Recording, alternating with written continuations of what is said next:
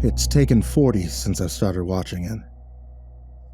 The house, as far as I'm aware, was built sometime in the 40s. The man of the house went on to die in Korea, and the woman eventually died from cancer. A lack of a clear air and condemnation from the city due to some sort of mold left it in limbo. It sat in that tiny dying lot sandwiched between two unhappy homes ever since. It's a story that's passed around the neighborhood when I was a kid. You'd think at first glance that it must radiate some poison antithetical to life. Owing to it, the forever dead yard and rotted-out tree barely holding up its melting tire swing. It's only upon further investigation that you notice all sorts of life: ant beds, spiderwebs, graffiti, and of course, the people that become drawn to its decayed old door.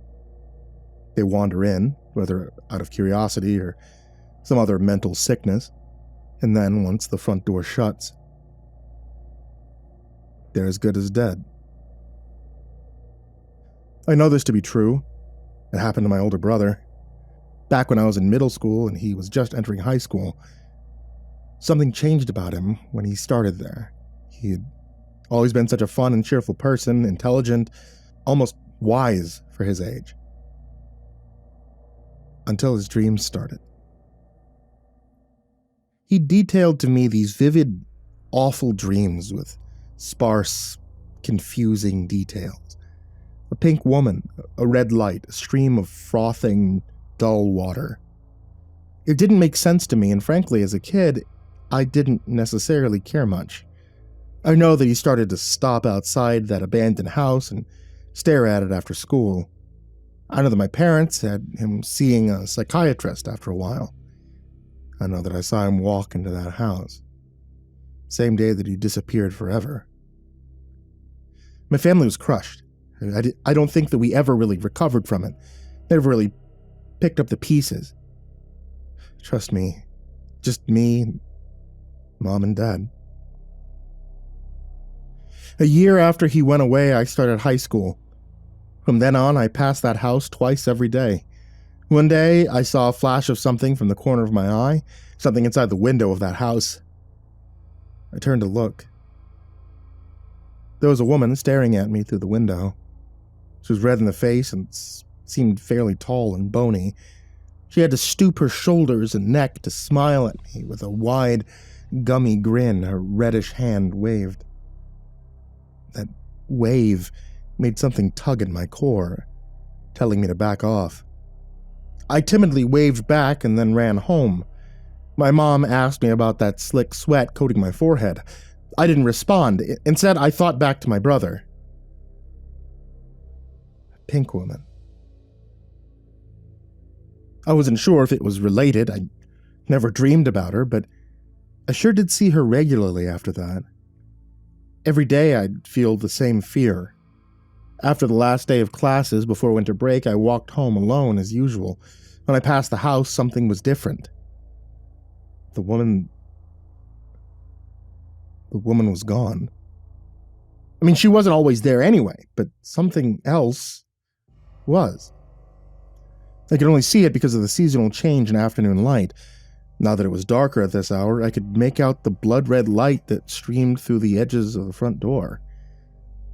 It caused a freezing jolt in my step. I turned towards it and felt the warmth that came from inside, reaching out to me from across the dusty yard. A red light. I had to know.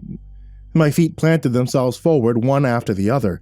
Left, right, stop. I was close then. I knew it because as I looked down, surprised by the bravery of my legs, I could see the crimson light glimmering upon them. I took another step, and then I heard it. The sound of rushing water. It sounded like there was a river on the other side of the door. Pressing against it, the walls and floorboards strained to contain it. It reeked something acidic, like there was a storm brewing, lightning about to strike. A stream of frothing water. An electric snap erupted into my core and made my body swivel away and run all the way home without looking back. I avoided that place like the plague after that, though it never came too close. I couldn't help but watch it on occasion, just long enough to see if anything would happen. Over that time, I saw a few more kids go in, and none of them ever came back. We even had a school assembly about it, about the tragedy of the 5 missing kids, about the value of sticking together, finding friends, never being alone outside. I didn't really listen. I didn't need friends. I could walk alone outside. I was fine. During my sophomore year, one kid went in, egged on by his group of friends. So much for sticking together. He didn't come back out either. After that, my growing curiosity about the house had reached a tipping point. It's hard to explain why I felt exactly the way I did, but I wanted to know what was in there. What happened to the other kids? What happened to my brother? And maybe it was the woman inviting me in with that odd smile and mechanical wave. Something about her felt different than before, warm, comforting. Maybe it was a feeling I had growing in the back of my mind for a while, and I just hadn't yet acknowledged it, but despite logic screaming at me, I felt like I needed to go in there. I approached the door after school one day and touched the knob. It felt oddly hot and nearly as if it was pulsing in my grip. I twisted it. It opened with a long, grinding creak as though it could collapse with too hard of a glance. The first thing that hit me was the color. The front room was completely coated in this slick, deep red tint. The room was long, narrow, and empty, save for a few doors. The walls, ceiling, and floor kind of looked like they were covered in globs of wet, dripping paint. It all smelled strongly with a metal, bloody tinge. I pinched my nose and I stepped in. The floor bounced under my feet. It was soft, fleshy. I walked far enough to reach the first door on the left, turned its red, gooey knob, and gore slipped between my fingers.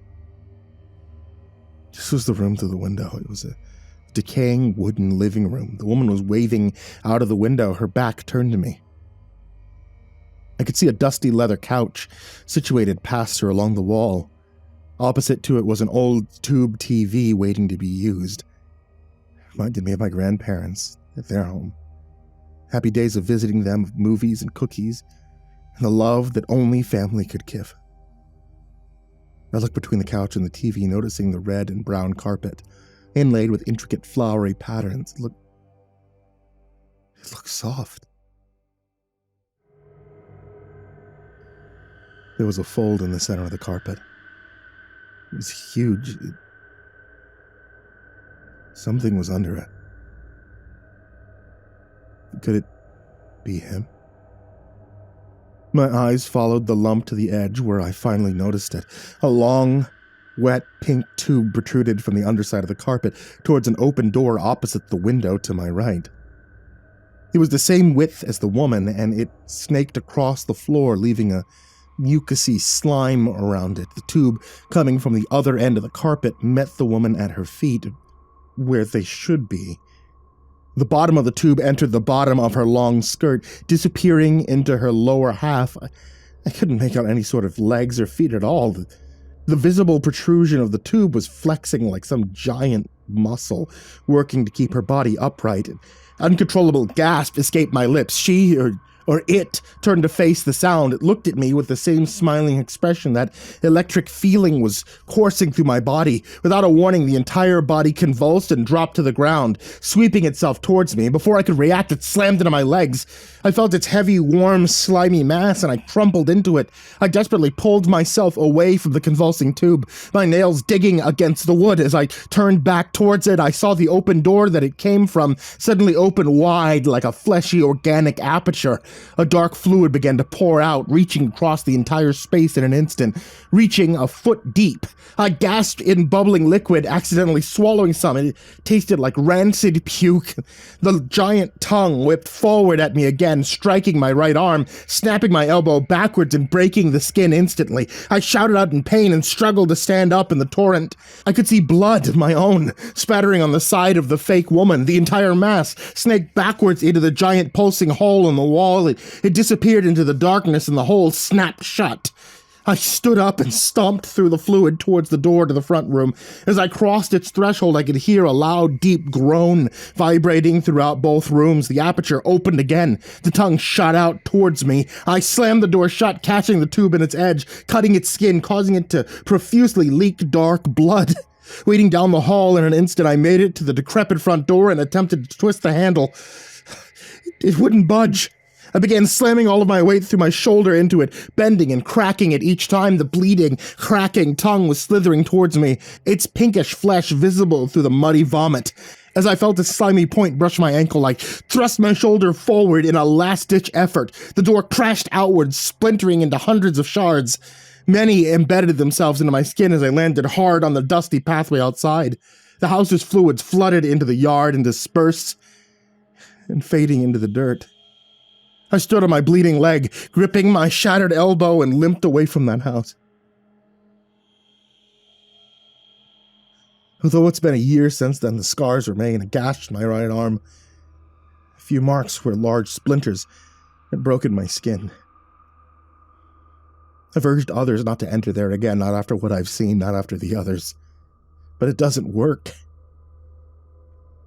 And I still see kids, adults, people of all types enter it. I still watch from a distance. Sometimes it's kids you'd expect. Sometimes not. Don't enter that house. It's not worth what you'll walk away with, and not worth what you'll leave behind.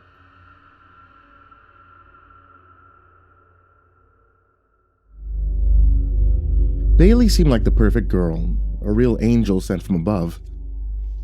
I met Bailey at the farmer's market.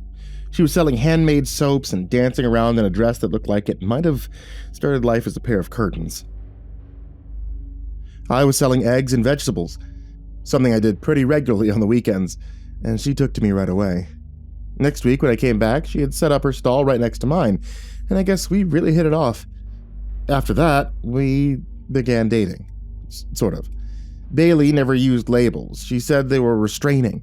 She preferred to call us partners, and I have to say that she really broadened my horizons. I was used to my dates being at the local steakhouse or at the creek while I fished, but Bailey was into nature walks and making stuff.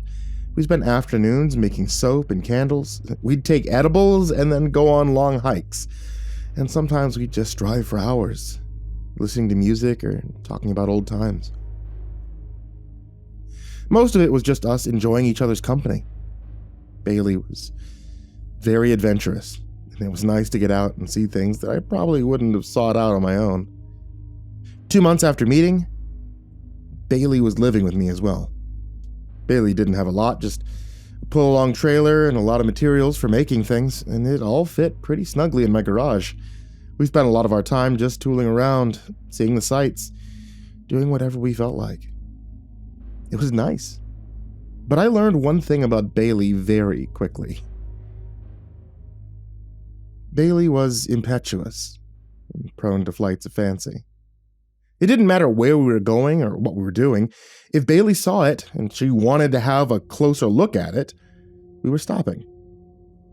We stopped at too many farmers markets to count, multiple yard sales, and she stopped me on the way to my cousin's funeral so that she could check out what amounted to be a tourist trap. I didn't really mind. We were the best-dressed pair at the state's largest totem pole. It was fun going on our little adventures. Sometimes we mixed things with substances that led them to be hazy when I tried to remember them, but a lot of the time we were just out enjoying each other's company. And that made it all worthwhile. It happened one afternoon while I was driving, as so many things usually do. I was telling Bailey a story about my childhood, and she laughed suddenly, which caused me to ask her what was so funny. It's you, Mike. Me? I asked, not really getting it. What about me?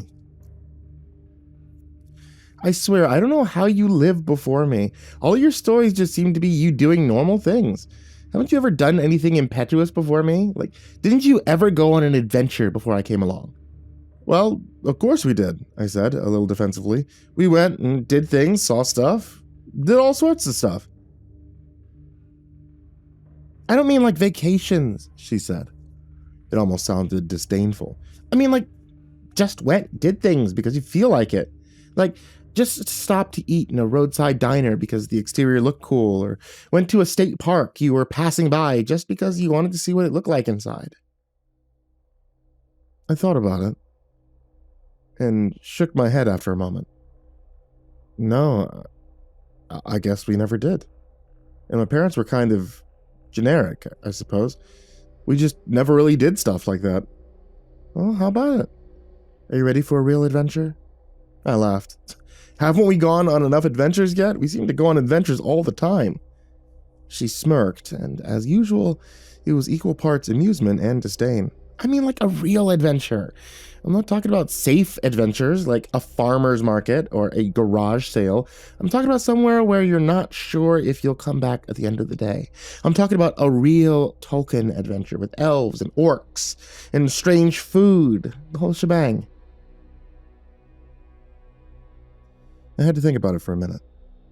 I'd always played it safe. I didn't eat at weird restaurants or stop at places where I didn't know the crowd, and it always kept me safe. Hanging out with Bailey, though, showed me that I might have been a little too locked into my habits. And maybe it was time to try something a little different. Maybe, like Bilbo before me, it was time to go on a real adventure. Bailey gave me this odd look, like a cat contemplating how best to get a rat. And when she pointed at a side road off to the left, I realized she had been planning this all along. Take that road for a mile, and then I'll let you know where we're going from there. Where are we? But she held up a hand to silence me. No questions. We're on an adventure, remember? It was around lunchtime when we started out. The two of us planning to go down to Dolly's for hamburgers and fries, but it was nearly 5 o'clock when she said that we were getting close. We stopped for gas about an hour before I saw it, and Bailey still wouldn't answer any questions about the destination. I didn't know what we were getting close to, but when I saw the handmade sign for a roadside carnival, I figured that had to be our destination. It was August, and roadside carnivals were at a premium right now, it seemed. Most of them put ads in the circular, though, and didn't just leave signs on a half-abandoned roadway in the hopes that people would find them. I started to protest, but she was right. We were on an adventure, and adventures were rarely scheduled. We pulled up outside this little cow pasture, maybe 30 acres in all, and it was amazing what they had managed to do with so little space. It was like the carnivals I remembered from when I was a kid. It was one of those haphazard roadside attractions that you sometimes see thrown up out of nowhere. There were little tents with curiosities in them, a small corral for some malnourished animals, and a few rides with that barely hanging on sort of look. The whole place looked like it had just appeared out of some health department officer's fever dream, and as I killed the engine, the look on my face must have been far from enthused. What? Bailey asked. If you wanted to go to a carnival, there's like a half dozen around here we could have gone to. We didn't have gone so far from home. Those are safe carnivals, she said with a wink. These carnivals aren't like the ones you find off Main Street. These carnivals are the kind that you find on internet posts and Reddit stories. These carnivals can get a little out of your comfort zone, but they're always tons of fun. You're coming, right? Or are you going to be an old fuddy-duddy? I didn't want her to think of me as some old fossil, so I told her I would go, and off we went. I probably should have been a little bit suspicious, but there didn't seem to be any reason to.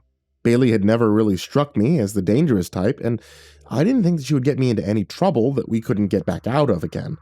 The carnival was exactly as run down as I had feared it would be. The rides made noises like they were just barely working. The animals looked like they might have mange, and the curiosities seemed more like badly done taxidermy. It all seemed very held together by shoe leather and happy thoughts. The carnival workers were just as disreputable looking, and there were more orcs than elves, it seemed. All of them were missing teeth, and more than a few of them seemed to be missing fingers. They all leered like they couldn't wait to get a look at our cash, and I found myself clutching Bailey a little tighter than I strictly needed to. I wasn't opposed to having a little fun, but this was a lot outside of my comfort zone. These people could be criminals, and we were just getting ready to walk right in, and I looked down at Bailey. It was like she could read my mind and didn't approve of what she saw there. I buried my misgivings and started trying my best to have a good time. We rode some rides and had some fair food, but the longer we stayed, the more things stood out. What made me nervous was the way the carnival people kept looking at Bailey. They didn't leer so much as they looked at her the way that you look at people when you know them or you recognize them. Their smiles were a little too big, and their hellos were loaded with understanding. I know how that sounds. It sounds paranoid as hell, but I was starting to feel a little paranoid. It felt like they had expected us, and I wasn't sure these were the kinds of people I wanted to be expected by. Bailey just kept telling me to relax, have fun. She even offered me an edible to calm me down, which I refused. The longer it went on, the more my senses started tingling, telling me that something wasn't right here. I wanted to go home, but I wasn't going to be the one to break first either. Bailey had made it pretty clear that she thought I was a stick in the mud, and I didn't want to prove it by getting goosey over some offhanded looks. By about 8 o'clock, my back hurt, and I was ready to go home. I told Bailey as much, and she begged for just a little while longer. She said she hadn't been to one of these carnivals in a long time, and she just wanted to hang out for a little while longer. I told her I was ready to go, that I could see it on her face that she wanted to call me an old man and ask me if it was past my bedtime. I finally told her that I needed to go to the bathroom and that I was going to go look for a porta potty.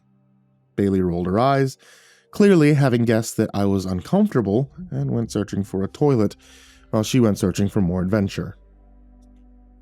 Thank God I did, or I might not have made it out. I was sitting in the porta potty, pants around my ankles, as I tried to figure out what I was going to do, and that's when I heard them. I didn't know them, but I assumed they were carnies. That might be an unfair assumption, but they just sort of sounded like carnival folk. They had thick accents and seemed to be discussing some event that was coming up. I didn't have a lot else to listen to, so I craned my neck and tried to hear what they were discussing. "How much longer until we spring it?" one of them asked. "You know as well as I do how this works," the other said. "They have a good time, they ride the rides, they eat some fair food, then we spring it on them.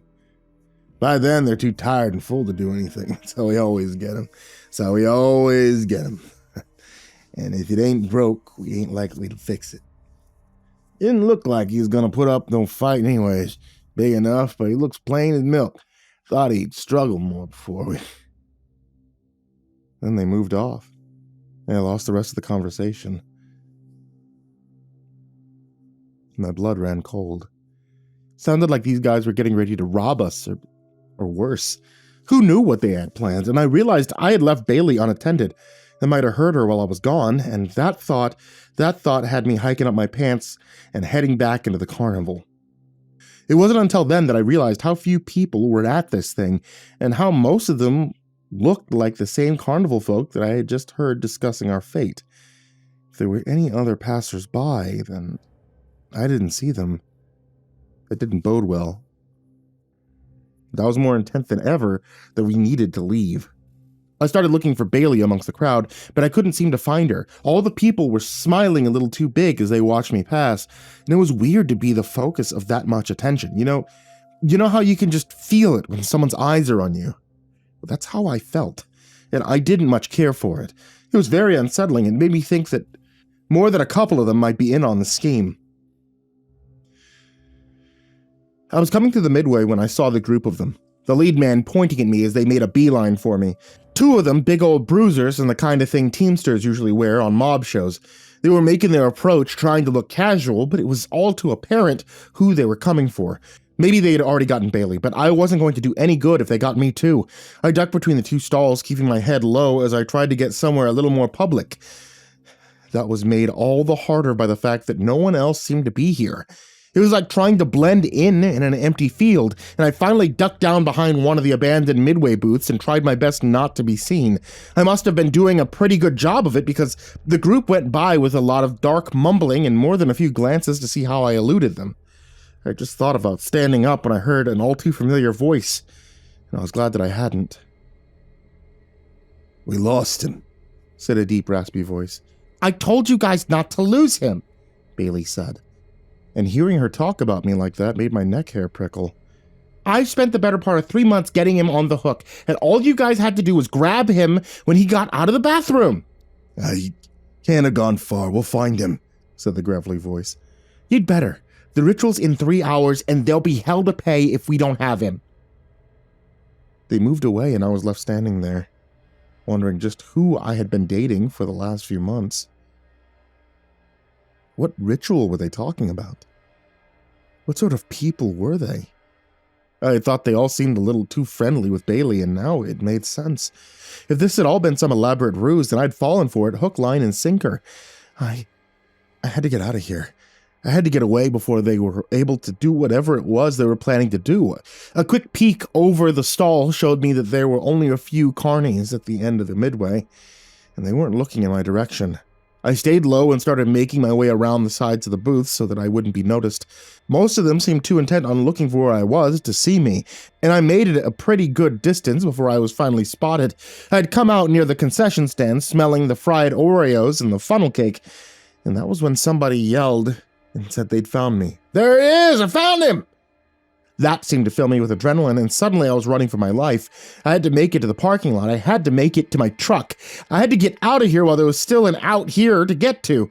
Some of the bigger carnival guys tried to block my way, but I juked around them and kept running. The sounds and the smells of the carnival were jarringly nauseating at this point.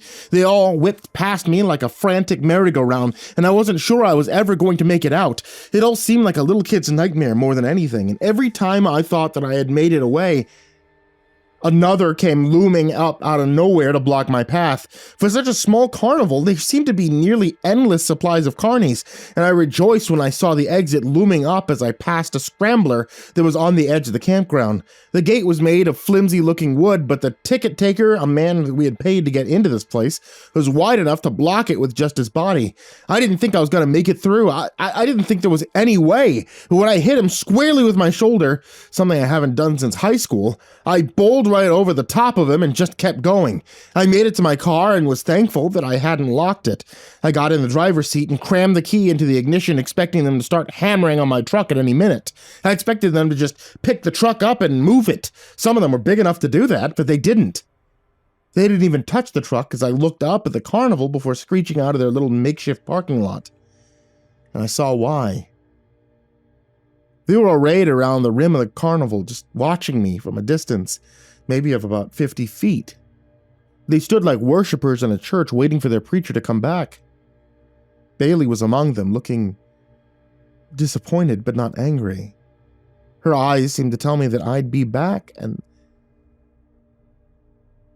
that was the last I saw of her as I went blaring out of the parking lot and back towards home.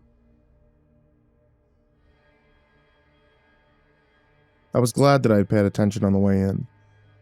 Otherwise, I might not have made it. It took me a little while to get back, but I've never been so happy to see my home as I was when I finally came back to the front yard. I went inside. Took about 20 minutes to stop my hands from shaking before I called the police and told the sheriff what happened. I don't know if he believed me, but he agreed to go back and look into it. The sheriff and I had known each other for quite a while, and I think he knew enough to trust my judgment and that I wouldn't make up tall tales for no reason. He said he'd go back and have a look, and if he found anything, he'd let me know. And I had to be content with that for a moment. He came back to me that night, and it seemed that maybe he believed me, at least a little bit. It also seemed like maybe he'd seen something out there that made him a little bit glad that he hadn't been the subject of my story. We found something that was no carnival, but it was something. Seems like they left it all out there. There were rides and lights still going, and you could smell all the stuff frying even after they put out all the fires for the night. There was nobody there, not a soul, but all of us felt like somebody was watching us. Wherever they went in a hurry. I also found some other things that led us to believe you might not have been too far off about the sacrifice angle. There were clothes in one of the tents. Clothes, wallets, stripped of cash, no identification. Some of those IDs were people in the database. Some of them have been missing for a good long time. If your Bailey ever calls back again, let us know. We'd like to have a word with her about some of the company she's been keeping. I told him I would, but who knows if I'll still be alive to call in the morning. Bailey has a key to my house. He knows where I live. Quite a few of her things are still here. Who's to say? She might not decide to come back anyway. See if her sacrifice is still here. I don't know, maybe it was all just an act or a goof. But if you find yourself being courted by a strange woman who tries to lead you into adventure, be very wary. I don't know what or who they were trying to sacrifice me to, but it sounded like they might have needed another one. Very shortly. It took me about a half hour to drive to Mrs. Crabtree's house. I'm fine. Just get there. Since I've technically finished both of the supervised visits I'm required to do, I was voluntold to spearhead a solo shift. I can handle it. I looked through the binder Natalie gave me. Irregular breathing, glassy eyes, mottled discoloration on the feet and knees. The last few times Natalie and I worked Mrs. Crabtree's house, nothing of note ever happened. I just doom-scrolled on my phone for most of the 12 hours that I was there. Half the time, she's not lucid enough to acknowledge anyone in the room. For the most part, Natalie handles all the family stuff. I'm just there to be a sponge, take notes, get through the steps. Natalie called out today. We're already so understaffed as it is. She's my lifeline, as embarrassing as that is to admit.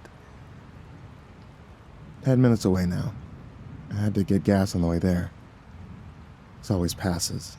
I just have to ride it out and do my job. I skimmed that binder. I know I did. Every single page I flipped through is sitting in my bag right now, and I can feel all of them. 5 minutes away now. I'm met at the door by a disheveled woman.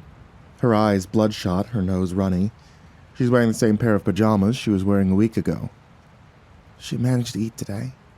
That's better signs, right? I mean, it was only a bit of jello and chicken broth, but yeah, that's a very good sign, I tell the woman. She thanks me anyway. Inside, the house looks so different than the last time I was here. Before I even start doing anything, I have to go through my notes and do some pre-charting. Diagnosis already filled in. Lewy body dementia. The brain degenerates, the body does what it wants. Code status, do not resuscitate, already documented. Oral intake, 1 jello cup, some chicken broth. Cognition status, disoriented ×3. Mobility status, bedbound. The woman told me that she asked for food on her own today. First time since coming home from the hospital. I asked her if she'd managed any full sentences since our last visit. She thought about it for a second. Not exactly, she said. Her mother would start talking, but it was like she was picking up a conversation from somewhere else. Days ago, months, maybe years. Like coming back to a video and it's playing where you left off. In the living room, a man sits in a chair, eyes locked on the screen, not really watching it.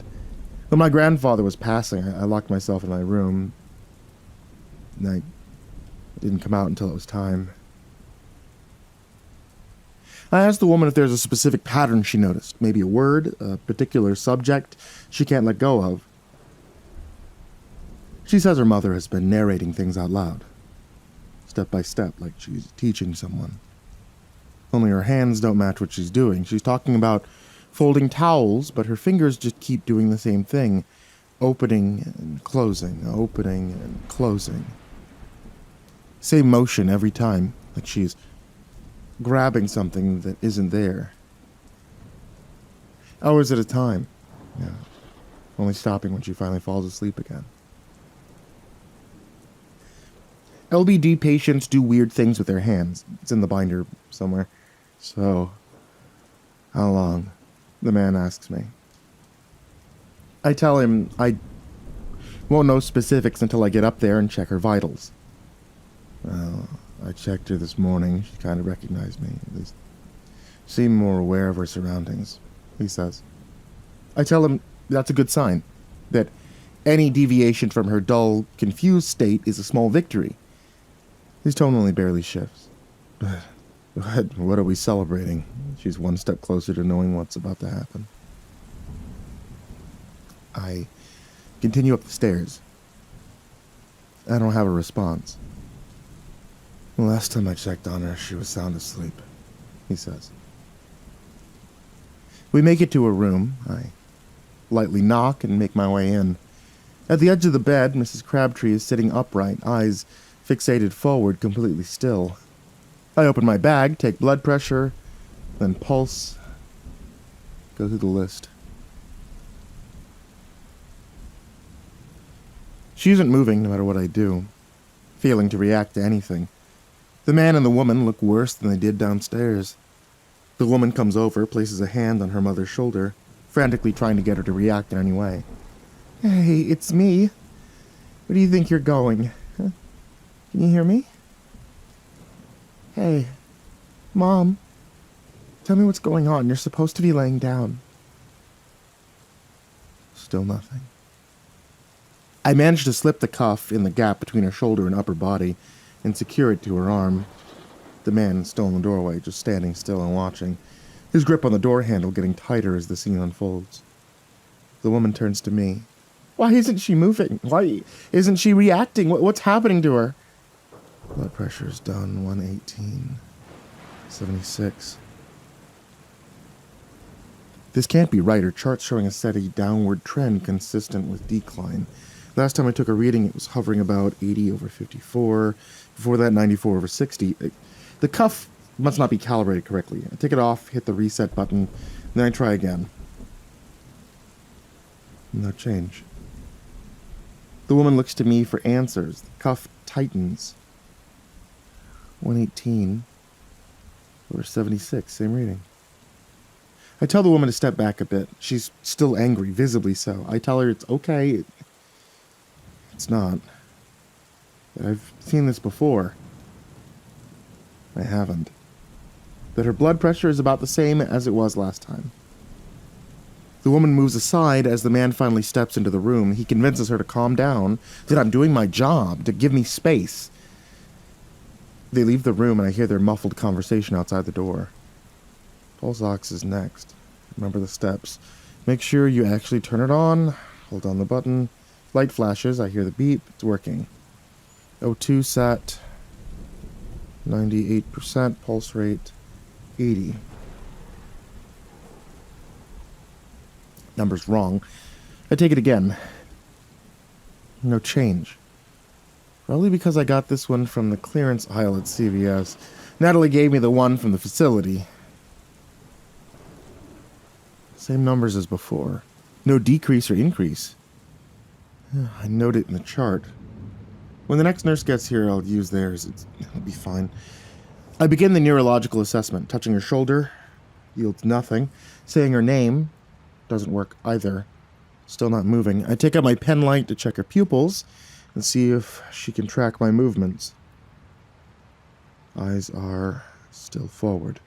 Pupils are severely dilated. No constriction after shining the light either. I fight the urge to call Natalie. No, Not on my first solo shift, it's fine. Autonomic dysfunction is common with LBD patients. Pupil abnormities can happen. I wave the light back and forth again. No visual tracking. Too risky to try to reposition her.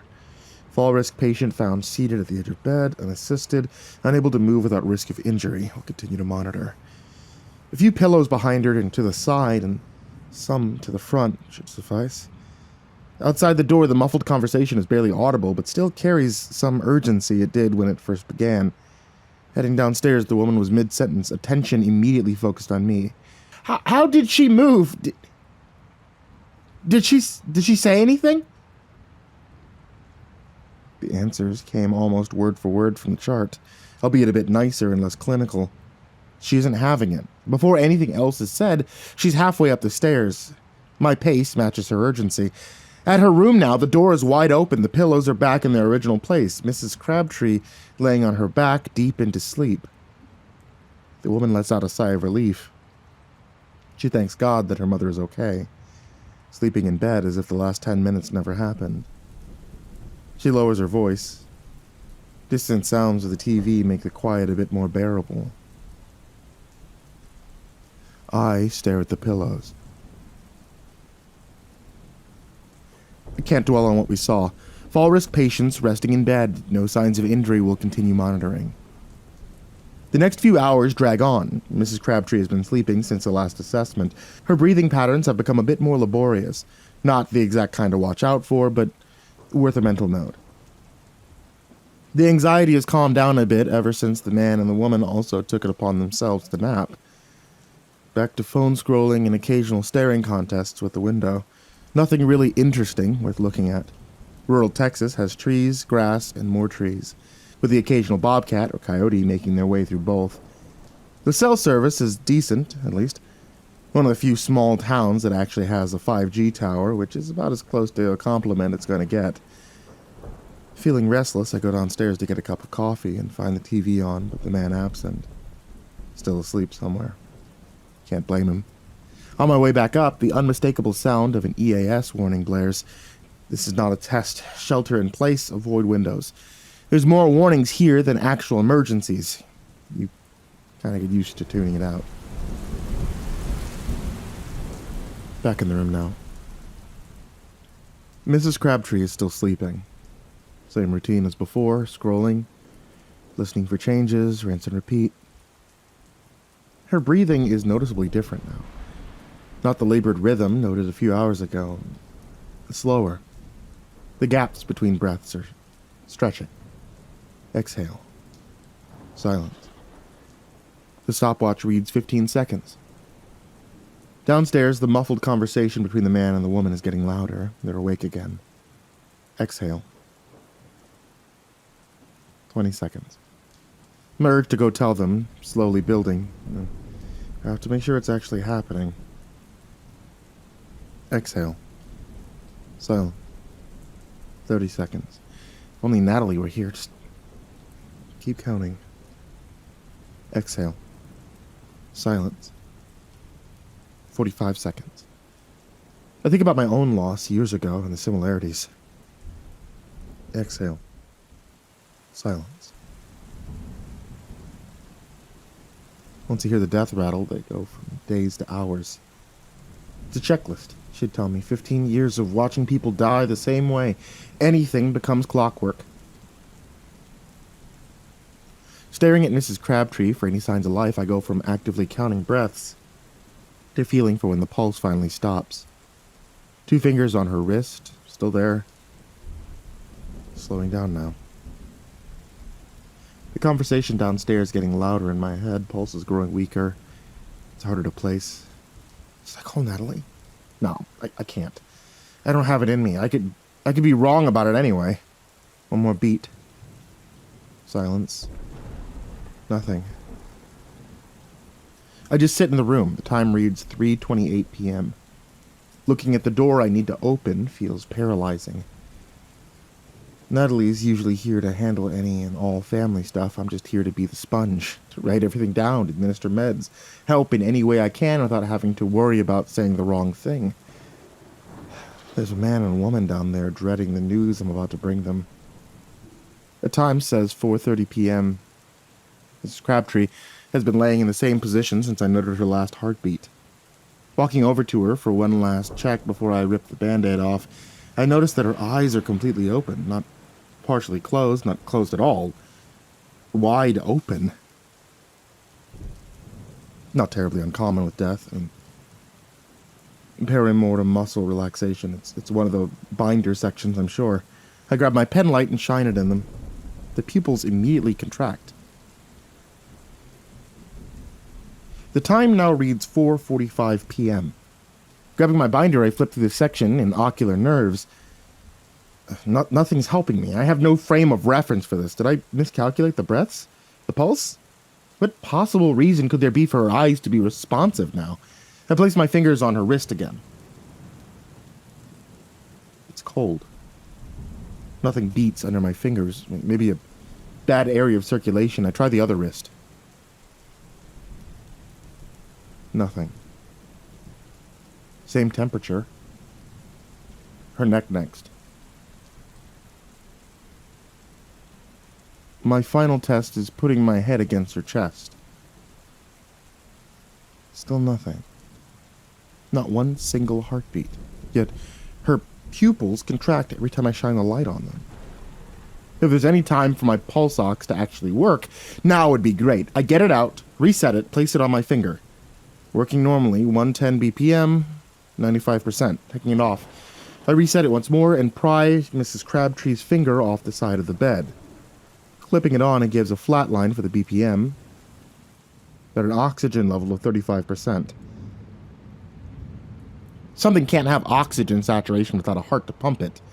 No rise and fall of the chest either. Taking the temperature now, I get a reading of 94.8 Fahrenheit. Thermostat by the door reads 72. I have to be wrong. Peripheral shutdown. Page 32A, section D12. As the body declines, the veins on the arm get more visible. Pulse slows down, body temperature fades, consistent with my notes. A sudden knock on the door. The man and the woman must have heard the rapid shuffling of feet, and the time I thought I had to rationalize everything happening in their absence has come to an abrupt end. In front of me is a patient that defies explanation. Behind me is a family waiting for one. As the door opens, the old woman lay motionless in her bed, eyes now closed once again. No pulse to account for, no signs of life. I tell the woman in the doorway that her mother's vitals are about the same as when she took her nap earlier. She asks me if her mother said anything. I tell her no, that she's been quiet. The woman pauses and stares into me. I've seen that exact look from Natalie. Without saying anything, she makes a beeline for her mother. She grabs her hand. It's cold, but she's always cold now. Stiff, but her arthritic hands haven't been any different. She looks over to me, teary-eyed, asking how much longer she has. I don't answer. The woman doesn't wait for one. She steps out, the sound of her feet descending the stairs once more. Alone in the room again. Her chest is rising and falling. Agonal breathing. I've seen this many times in the ER, especially with cardiac arrest patients. The body hasn't caught up yet, doesn't mean that she's alive. But that happens when someone drops suddenly, not gradually. A heart attack, trauma. Not someone who's been declining for months. Her heart didn't stop without warning, it wound down, not the same thing. I have to get back to charting. Patient resting comfortably. Vitals obtained, blood pressure unable to obtain due to patient positioning. Cyan strokes, respiration noted. Respiration shallow and irregular, will continue monitoring. Just as I finish writing, one of her fingers is moving, tensing and flexing back and forth. Only one, the index finger on her right hand. Same one that gave me a flat line with an oxygen level of 35%. It happens on the other hand, index finger flexing back and forth. Her eyes are still closed, the chest has stopped moving again. The movement of her fingers on her right hand is now fluttering a motion perfectly in sync with her left. 10 minutes pass. The fingers haven't stopped. Every time I glance at her motion, it's still there. Steady and synchronized. Can't dwell on it. The chart needs finishing. Fine motor tremors noticed in bilateral index finger, consistent with LBD symptomatology. Fine motor tremor. No other changes noticed. We'll continue to monitor. Time for another neurological assessment. I grab my pen light to check the pupils again, expecting to have to lift her eyelids. Nope. Open. Constricting pupils just like before, but no other movement to note. Moving the light back and forth horizontally yields nothing. Still looking ahead. Moving the pen vertically is when the eyes lock onto the light. The time now reads 5:02 p.m. I don't know how long I've been standing here or when exactly I put the pen light away, but it's now in the pocket of my binder.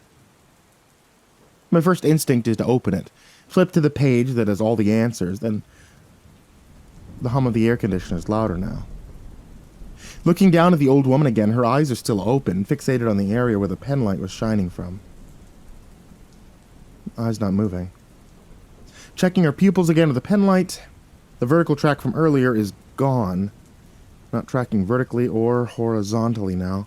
Eyes still in the same general direction they were. Pupils are contracting again when the light hits, this time at the exact same rate.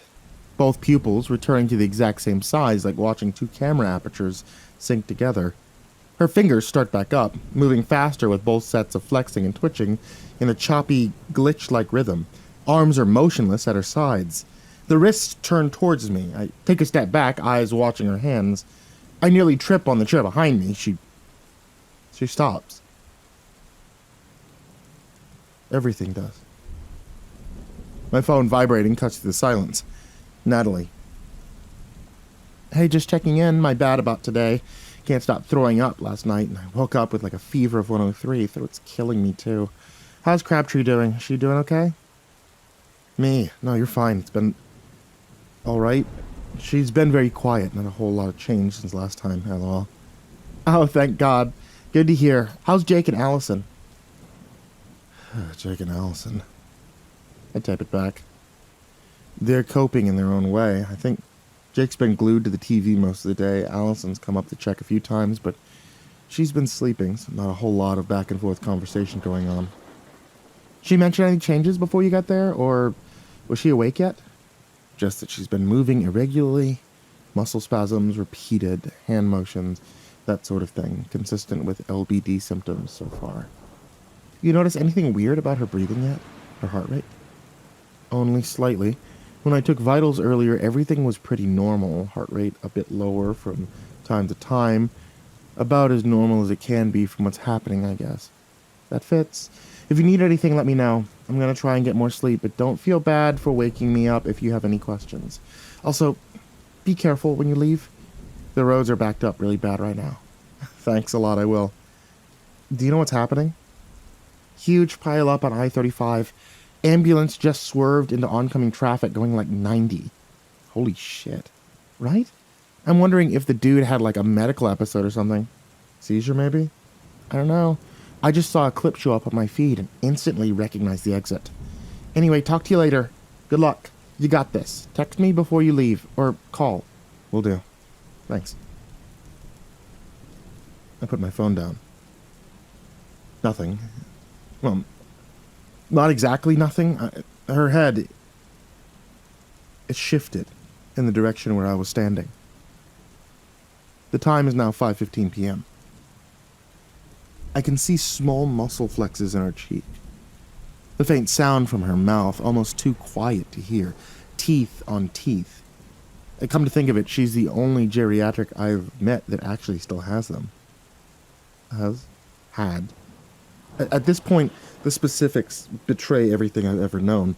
I'm way too restless to deal with it right now. Being sedimentary for this long is making my legs fall asleep, and I can hear the sounds of someone washing dishes and the faint beeps of a microwave keypad downstairs. It seems weird if I don't make an attempt to at least try and socialize with them. Downstairs, the man is in front of the sink, scraping grease off a very expensive-looking cast-iron skillet.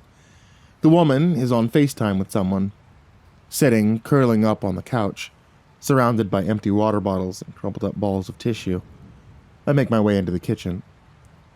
My dad has one just like that, I say to the man. Nearly took my head off, and I told him I put it in the dishwasher. Oh, I would be livid, he says, half laughing. What's the deal with that anyway? Does it render it completely unusable or something? Oh, no. But the way cast iron works is you have to season it, right? So it's like you spread a thin layer of oil on it, then put it in the oven, so it forms this, like, non-stick coating. It bakes onto the metal. It helps it not rust and shit. So, does soap do? So, what does soap do? Removes the coating, makes it a pain in the ass to deal with. I'm not very versed on cookware, and the subject isn't particularly that interesting, but it's a good break from everything happening today. Yeah, that makes sense. Yeah, and it usually takes like multiple times in the oven before it's done right anyway. Right. Where's y'all's bathroom at? Keeping a conversation going has also not been a strong suit for mine either. Through the living room, right as you get to the front door on the left. The woman, phone in hand, is now up from the couch, pacing back and forth in the living room. I could hear her talking about her mother, about how she's been, that her favorite hobbies are currently sleeping and staring at the wall. Her voice trails off as I shut the door. I'm halfway up the stairs, getting closer to the door. Hey, you going somewhere again? The old woman is standing next to the bed facing the doorway, gaze fixed in place. You can hear me, right? Mom, I'm right here. Mrs. Crabtree, what you doing, hon? Can you tell me what's going on?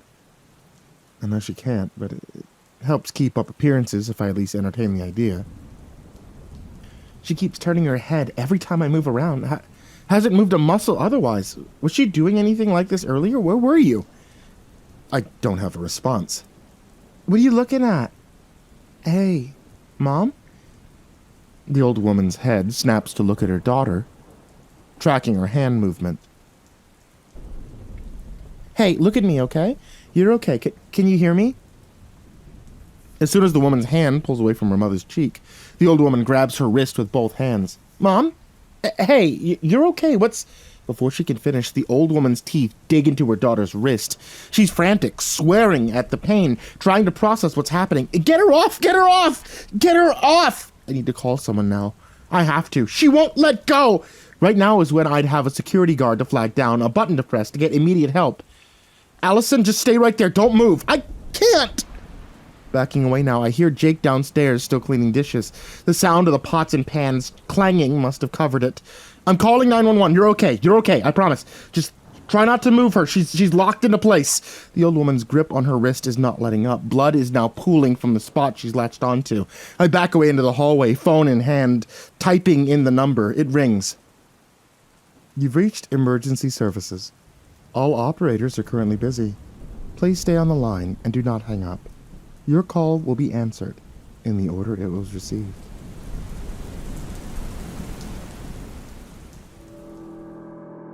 I first saw the deer a week ago. My boyfriend and I were hiking last weekend. It was our anniversary, and we finally had some time off work to spend some time with one another. My boyfriend, Aaron, was so excited. He'd grown up in the mountains, and so he loved the idea of us heading out to his hometown to hike. It was sweet, seeing him this happy. We'd been in a bit of a slump in our relationship because of work. He'd been out on nights, and I still work days, so we rarely saw each other. We had tried our best to see each other at home, but it was hard. This is exactly what we needed, some quality time together. You're gonna love this place, he had told me in the car. I promise. God, I wish that was true. It didn't take us long to reach his hometown. Smooth sailing, all things considered. Traffic was light, sun stayed up throughout, and the tunes were on point. It was your standard rural town. Quiet and reserved, the place adorned with adorable little mom-and-pop shops and a miniature fountain in the center. We found this cute little cabin on the outskirts of town. It was small, but unbelievably cozy when you put the fire on. One thing that stood out to me was that the place was littered with huge pine trees. Aaron told me how proud he was when he climbed one of them as a kid. I shrugged it off. I mean, it's a tree, but holy shit. I understood how amazing of a feat this was now. These things were massive. They pierced through the clouds like giant shards of green. My neck killed after watching them for so long. I'd never seen trees this big before. It was like they kept rising and rising and never stopped. There were tons of snowy mountains, too. They encircled the town like a mighty wall, protecting it from outside dangers. It was simply breathtaking, much different than the desert I grew up in. His parents still lived there, so we went to their place for dinner when we finished unpacking. They were a lovely couple. I hadn't eaten that well in a while. His mom made a spicy meatloaf, and I ate so much of it I had to pop my belt afterward. Aaron couldn't handle the spice, so it was hilarious seeing him gulp down liters of water in between each tiny morsel. His face was flushed after, and so was his dad's. They looked so much like each other. Once dinner was finished, we all sat in their living room nursing glasses of wine. Aaron drank the rest of his water. We left around 8 p.m. I can still remember it because we wanted to head back before it was totally dark. The sun was setting, plunging the streets into shadow. The moon had been up for a while, and now it began to shine beautifully against the darkening blue of the twilight sky. Street lamps hadn't been switched on yet, so we had to drive slowly and be on the lookout for people or animals. The lights from the shops became pinpricks in the rearview mirror, and eventually, we reached the western outskirts of the town. I was lucky that Aaron knew the roads inside and out. I would have crashed as soon as we reversed out of his parents' driveway. We were quiet on the trip back. I think we didn't know what to talk about. "Oh, I'm full." Aaron's voice broke the silence. "Yeah, me too." I gave a soft laugh. The car was noiseless again before we both spoke at the same time. "You okay?" We matched each other. For the first time in a while, the pair of us laughed together. It was gentle, but genuine. It was nice.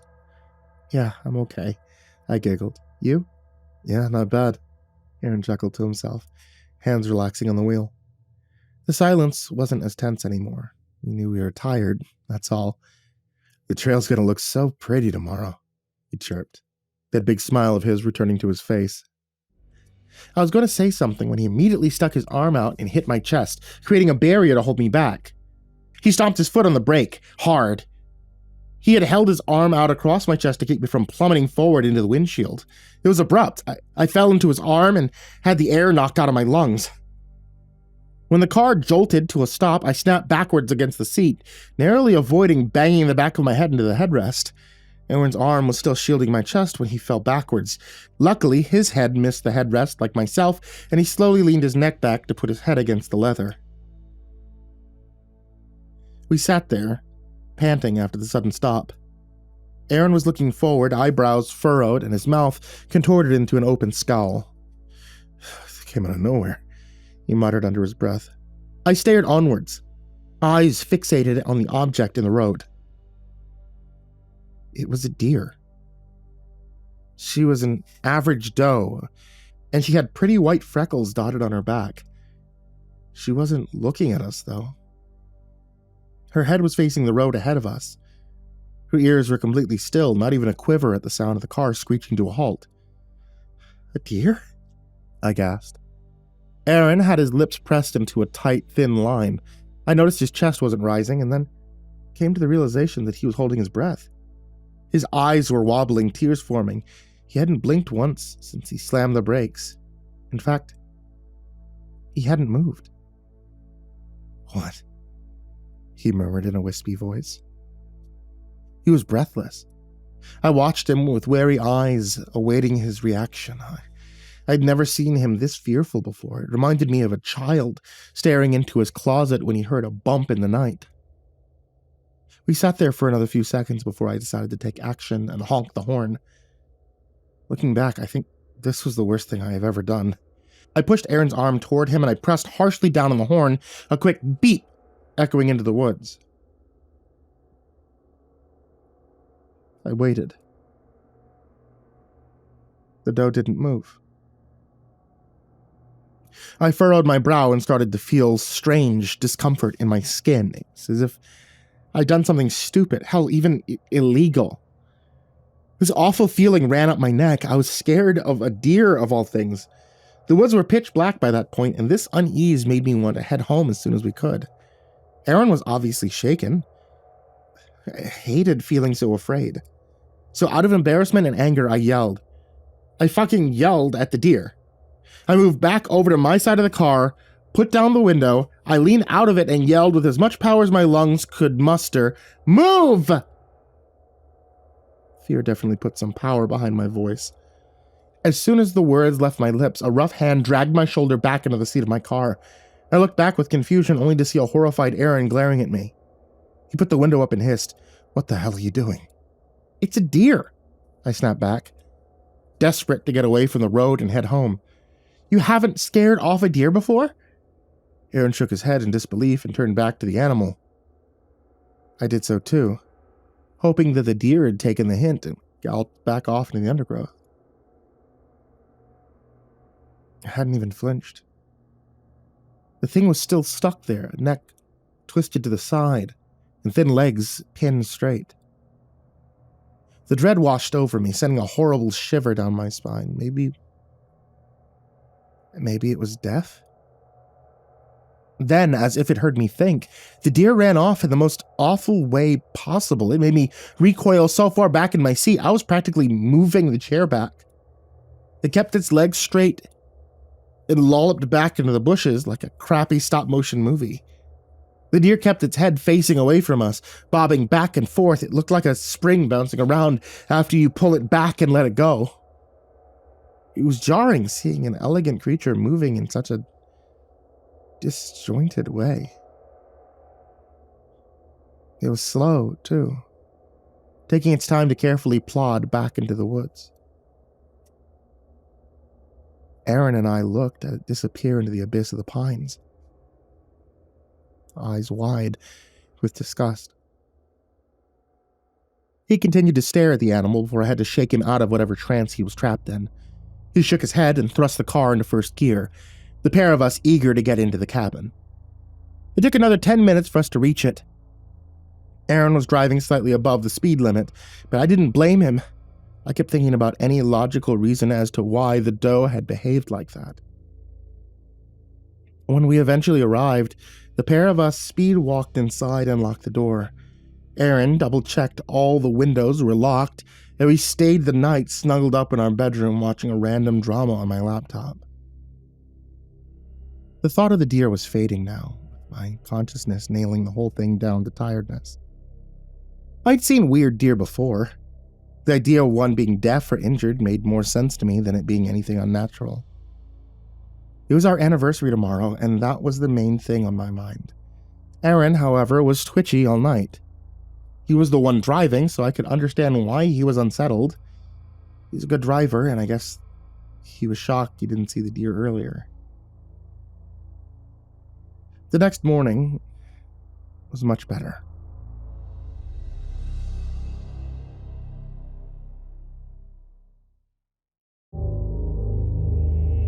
Aaron woke me up with a breakfast in bed, much to my delight. He seemed much more calm than the night before. There was still a hint of nervousness behind his eyes, but I shrugged it off. I can't describe the happiness I felt just being there with him. The pair of us set off around 1, and the hike was supposed to last us for at least 2 to 3 hours, depending on how long our breaks would be. It was supposed to be a wonderful couple of hours in nature. It was much longer than that. We told Aaron's parents that we'd be done by 4, and we'd left a key under the doormat outside. We also told them which trail we were heading on, so they knew where we were if the worst would happen. They told us to look out for mountain lions, which we assured them we would. I was eager to get out there, despite last night's events. It had been a while since I went hiking, but with Aaron by my side, I knew it was going to be a safe but fun trip. The first half of the trek was perfect. We walked around the forest, the great pines covering the mossy floor in shadow. The place was teeming with life, with squirrels dashing past our heads in the trees, and birds chirping sweet songs in our ears. Aaron tried whistling back to little response. "Guess my pitch was off," he chuckled. I gave it a go, and surprisingly, a couple of birds twitted back. Aaron feigned shock and snatched me up before running with me down the trail, shouting, "You can't have her! And she's mine!" I was in complete stitches and laughing even harder with bewildered hikers walking past us, eyebrows raised, some giggling at our frantic display. At the end of the first half of the hike, we were rewarded with a scene of a beautiful lake. It was around there we stopped for a quick break.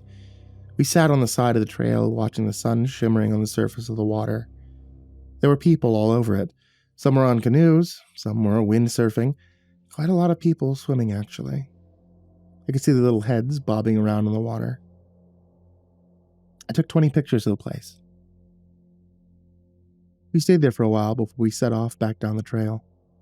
The sun wouldn't go down for a while, so we took our time. I had completely forgotten about what happened last night. Aaron seemed a little bit on edge, but he was still grinning ear to ear. Sometimes I'd see him look behind us. He disguised it as looking at me, but I kind of knew the real reason. I thought of that deer was still playing in his mind. In hindsight, I should have been more cautious, too. Aaron lived here all his childhood, so he knew what was normal around those woods. If Aaron was still anxious, I should have been, too. The trail was still relatively busy. It was still early afternoon, so most people probably started hiking then. We'd walk past them, greeting fellow travelers. We could hear them behind us chatting about work or whose birthday it was that week. Normal things. We had less than a half an hour left on our way back, and Aaron texted his parents to let him know. I looked up at the pines. The sun's rays tried their hardest to shine through the dense needles, showering the floor with little pinpricks of light. Then I heard a voice. It came from somewhere. I originally thought it came from in front of us. It could have been a hiker coming up the trail. The voice was faint, hardly above a whisper, although I would call it more of a groan. It was a rattling sound. I didn't think anything of it and waited to see who was walking up the trail. We went on, smiles still stretched across our faces. Unfortunately, no one ever walked past. I could see Aaron tense his shoulders. He stuck his hand out and waggled it, prompting me to take it. I sped up, walking closer to him, holding his hand. He didn't look down at me, but he acknowledged my presence with a squeeze of my hand. I was going to turn and see if someone was messing with us, but Aaron squeezed my hand again and looked at me with big eyes. He gave a soft shake of his head and gestured with his eyes to remain looking ahead. The voice grew louder the more we walked. It wasn't exactly saying much, just a bunch of babbling. Sharp breaths punctuated every syllable. It kept changing its intonations, too. One moment it would be as happy as a child, letting out stifled giggles. Other times it would be nervously whimpering. Sometimes it would be angry, like letting out growls and cut off yelps. It was almost as if it was speaking to us from all angles. Sometimes hisses would come from the left. Some gasps would come from the right. It wanted us to look at it. It got colder. The sun was still high in the sky, but a grim, cold wind had picked up, and I ended up having to put my hands in my pockets. We entered an area where there was debris on the ground, needles and sticks, that kind of thing. We walked a bit faster through this part, hoping to reach the exit as quickly as possible. We had to be less than 15 minutes away now, so we were close. Along with the crunching underfoot, the voice followed us. It's getting more vocal now, yipping and letting out whoops. Couldn't tell if they were happy screams or annoyed screams. It was close to us, though. Horribly close. A rancid smell had started to permeate the air. Rotten meat with a hint of ammonia. Last time I smelled something like that, I went camping with my dad. Shot a buck right behind me. I can remember the sound of the bullet going past. Didn't even do anything with its corpse. He just slept by it for 3 nights. And that dreadful smell grew. I didn't sleep a wink. Instead, I watched it every night, imagining it jerking to life and taking its revenge. At the time, I wanted it to. It's one of the last times I ever went camping with him. Thankfully. All drunk. Coming from all sides. I wanted to look, I really did. Aaron, however, kept a hand on my back and was almost pushing me along, so I kept looking forward. I wanted someone to come past us, a regular person, just so we had some company to prove that this wasn't real. Then we found out where the voice was. A loud snap of a twig echoed from right behind us. It caught us off guard. We halted to a stop. Whatever was following us did as well. My heart hammered hard against my chest. It had been behind us the entire time. It had ceased its warbling and now was completely silent. There was no breathing. There was nothing. I looked over at Aaron, pleading. He looked back at me, eyes locked on my face. His breathing went quiet and he mouthed, "Don't," to me. I returned my gaze to the road ahead and swallowed. I saw a marker on the left of me. We were close and could probably sprint to the exit. I was running through each of the signs and where they were when I heard a sound that sent an ice-cold shiver down my back.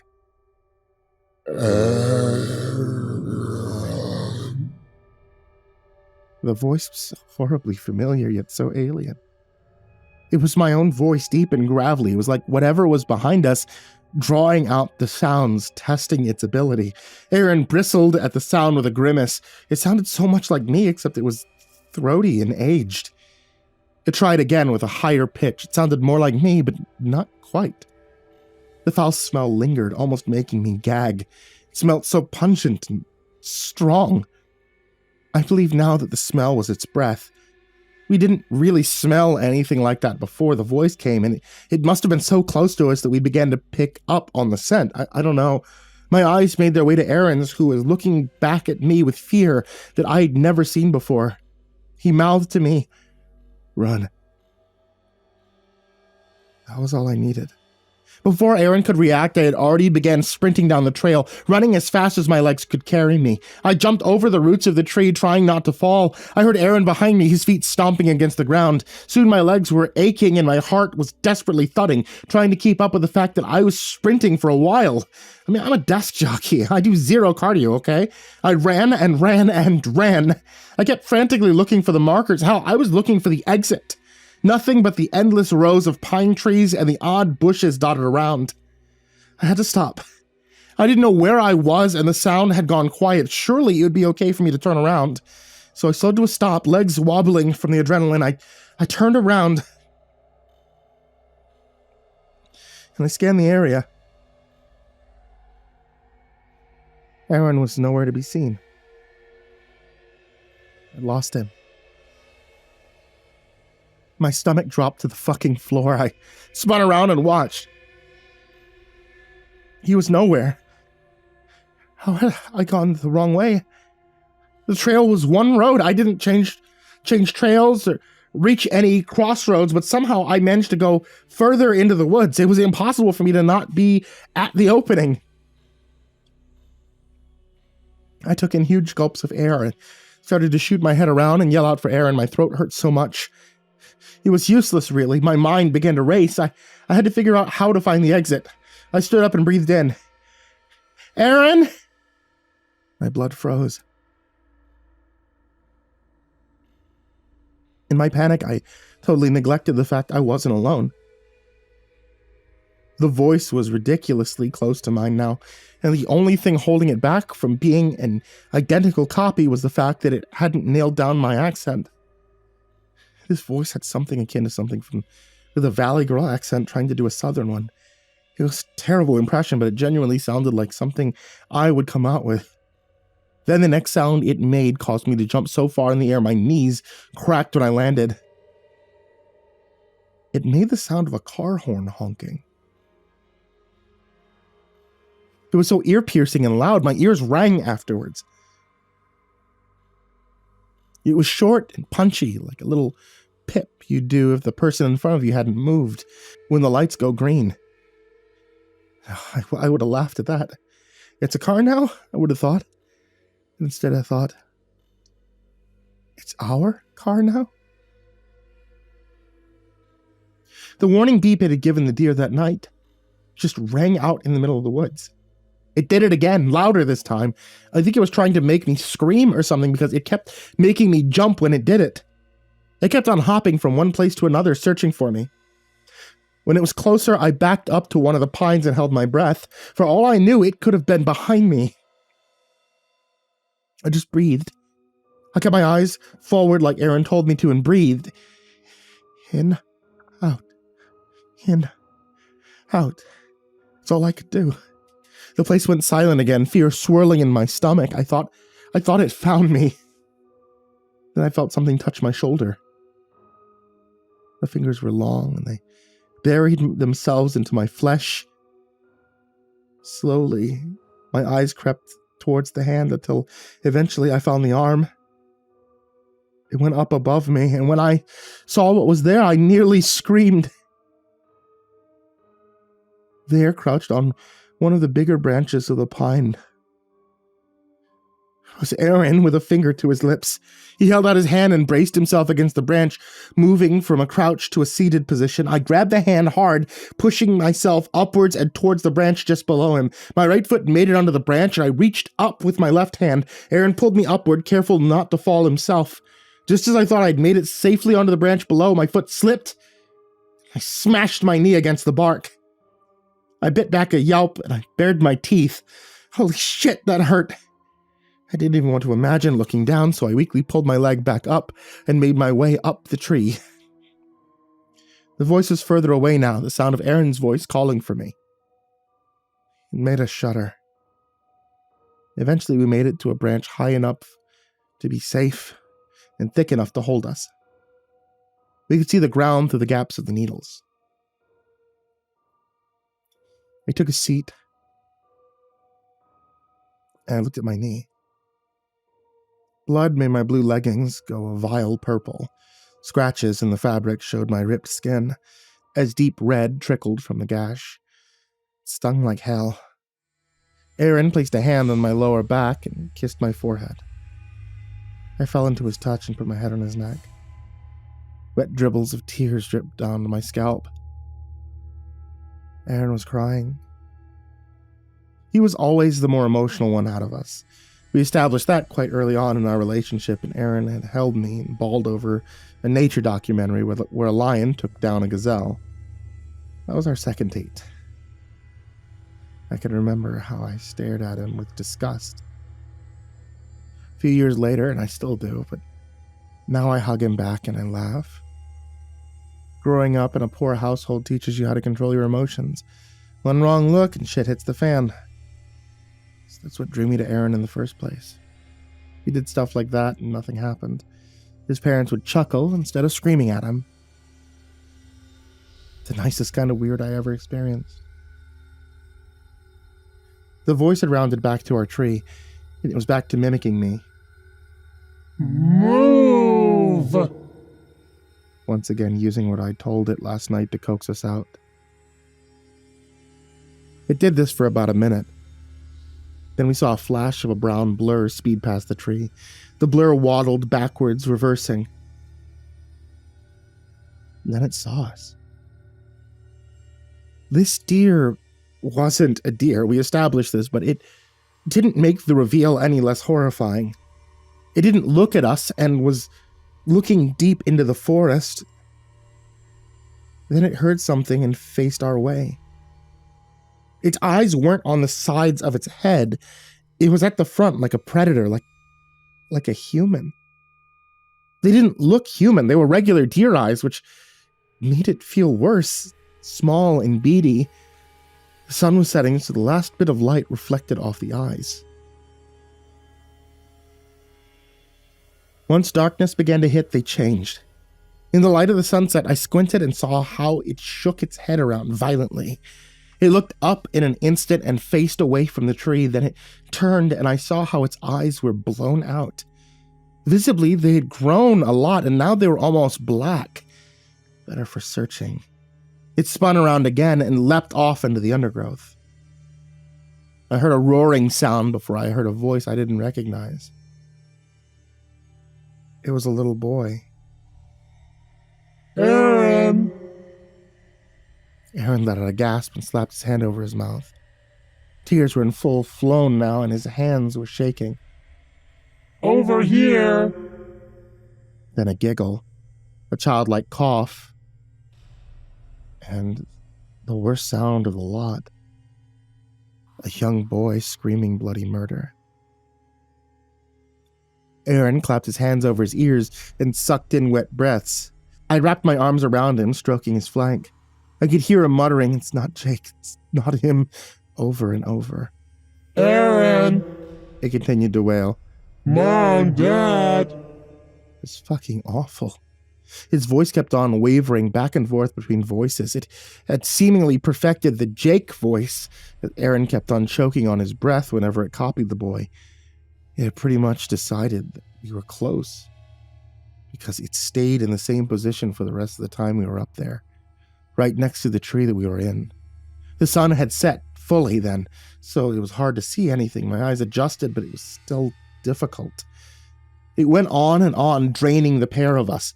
It got to the point where we were used to the screams and now realized that whatever was making the voices was doing it on a loop, like a broken record. My voice, Aaron's, unknown boy, and then Jake. It was so mentally draining, I was fully considering jumping down and getting it over and done with. At least I would be dying or going missing with the one that I loved. As dismal as that sounds, I really couldn't think of anything else in the moment. It messed with me. As soon as I got to close my eyes, a loud bang shot through the air. We heard a loud warbling scream and the thundering sound of feet underneath.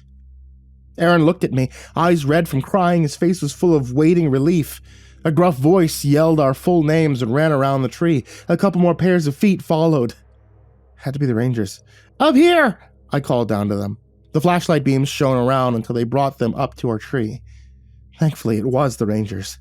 We clambered down and were greeted with the sight of 3 park rangers and Aaron's dad, their faces ashy.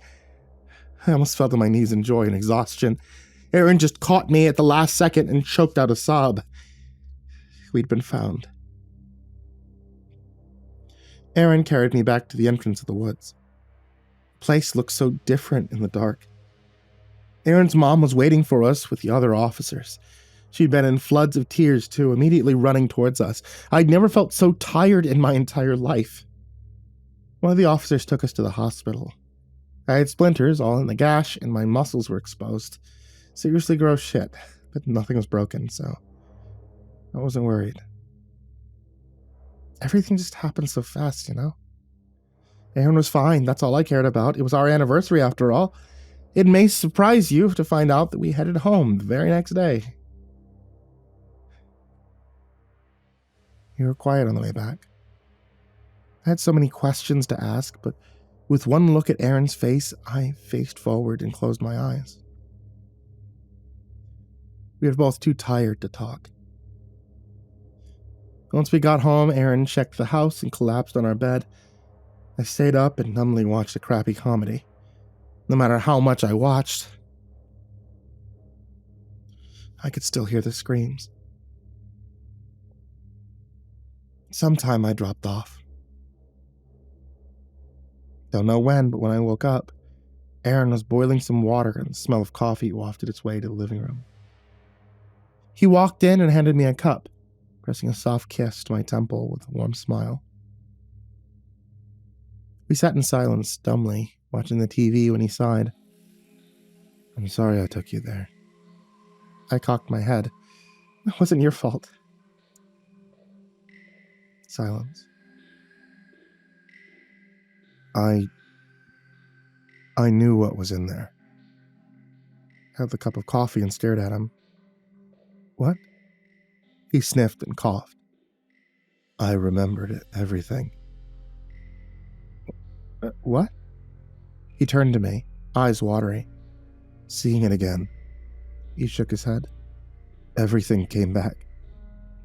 What did that even mean? I opened my mouth before Aaron spoke again. "They told me his family moved away." His eyes were glassy now, swimming with memories. "Jake's family." I was gentle, hoping not to set him off crying. He nodded and took a sip of the coffee. "One day he was there, and the next, he wasn't." "Now you know why?" He nodded again, morosely. We sat there for a while. We were camping for our birthday. We had the same birthday. It was our 12th. I let him speak. We were so excited, Elle. Then we heard it. The deer? Yeah, the deer. If only. What happened? He took another sip before he started up again. He called out to us in our own voices, saying stuff like, over here, and our names. Aaron placed the cup on the table. We thought it was funny. I get that. You were kids. Yeah. Well, we found it so funny we asked it to come out and wish us happy birthday. And? I've never seen something more horrible in my entire life. He shook slightly, face gradually going pale. He screamed. So it didn't look like a deer, or it did, and we just didn't see its real form. We ran away, or I did. It's hard to remember. He wet his lips. I could still remember hearing Jake fall, and I turned to look at him. I reached out and rubbed his arm when he became emotional. He brought a hand up to his lips and stared at the corner of the room. I ran over and I tried to pull him up, and it just batted me away like a fly. There was so much blood. He looked at me to respond, but I didn't. I let him speak. It dragged him away, and I ran so far. Ended up climbing a tree and camping there for a while. How long? All I know is that I sat there till the sun went down and the noises stopped. And then I ran home. Did you tell your folks? He nodded sheepishly. They told the police, and they went and they checked out. They found blood, and they blamed it on a cougar. Then it spoke to me. It spoke to you? I was leaning forward in my seat now. Yeah. Then I was about to drift off to sleep. I'll come back for you. And then you can join him. I swallowed thickly. Why hadn't it come earlier for him? Was he trying to ripen him up? Just made me feel sick. And did you ever see it again? No, I stayed out of the woods, and it didn't bother me anymore. The air was thick. It was hard to breathe. I must have used this hike as a chance to take him. I could have saved him. You were a kid, Aaron. So fucking what? I could have saved him. Could you? He paused and watched me intently. His eyes bounced from one side, then to the next, seemingly going through every possible outcome. With a furrow of his brow, I guess he realized that he couldn't have done anything. He sat back in his seat on the sofa. His eyes were still cloudy, clearly still thinking. I leaned over and rested my head on his shoulder, holding his arm. Strange what the mind hides from you, huh? I didn't say anything. I mean, what can you say to that?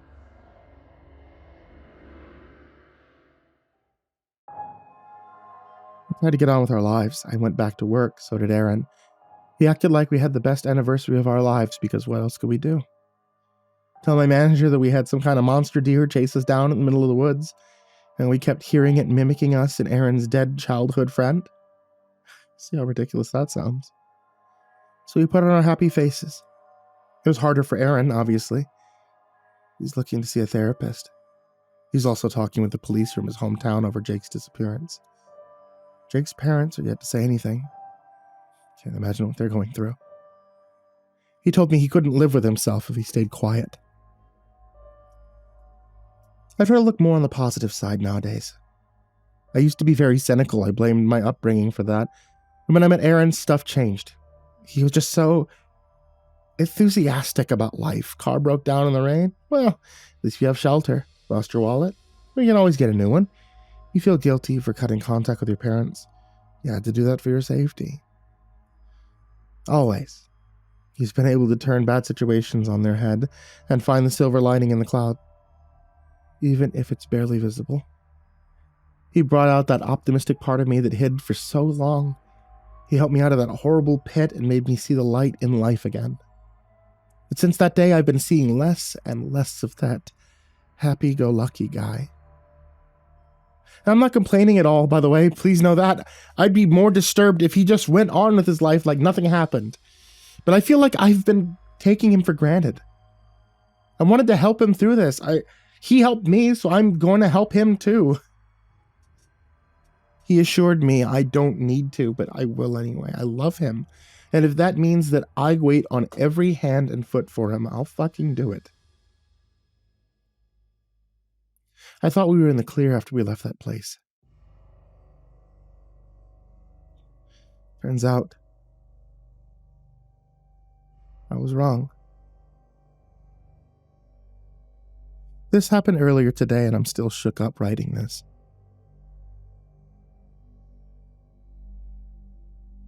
I was at home after work, and I went upstairs to go change.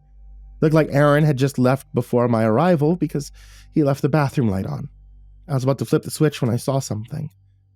It was a bit hard to see because of the frosted glass, but there was something outside. It was dark, fragmented blob.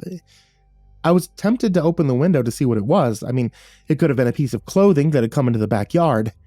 Suddenly, a shiver ran down my spine, and I writhed in my spot. I halted and watched the blob. It was completely still, which put doubt on my clothing theory.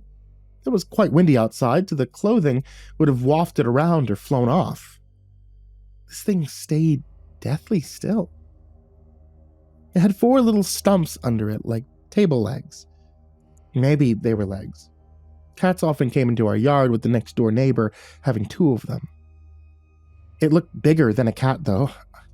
I blame the frosted glass for the distortion, but that theory didn't last long either.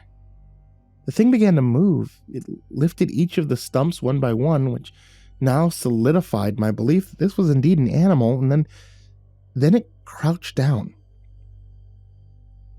Then, much to my horror, the thing lifted up onto 2 legs, body rising high into the air. It stood up straight, the stumps now longer. What the fuck?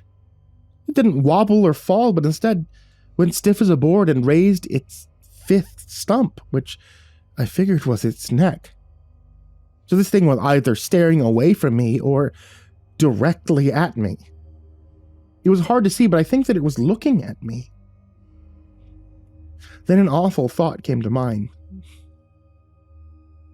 It couldn't be that deer. I mean, it couldn't. The thing and I were just staring at each other, and I seriously hoped that it couldn't see me, and then I realized something.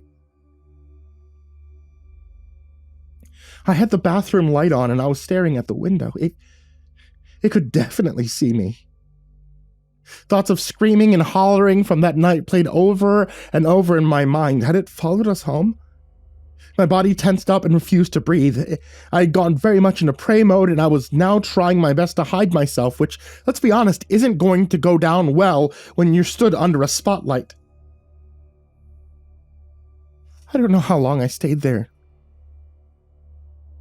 After a while, the thing gave up, and while still on its hind legs, it staggered off into the bush behind the house. I cried so hard.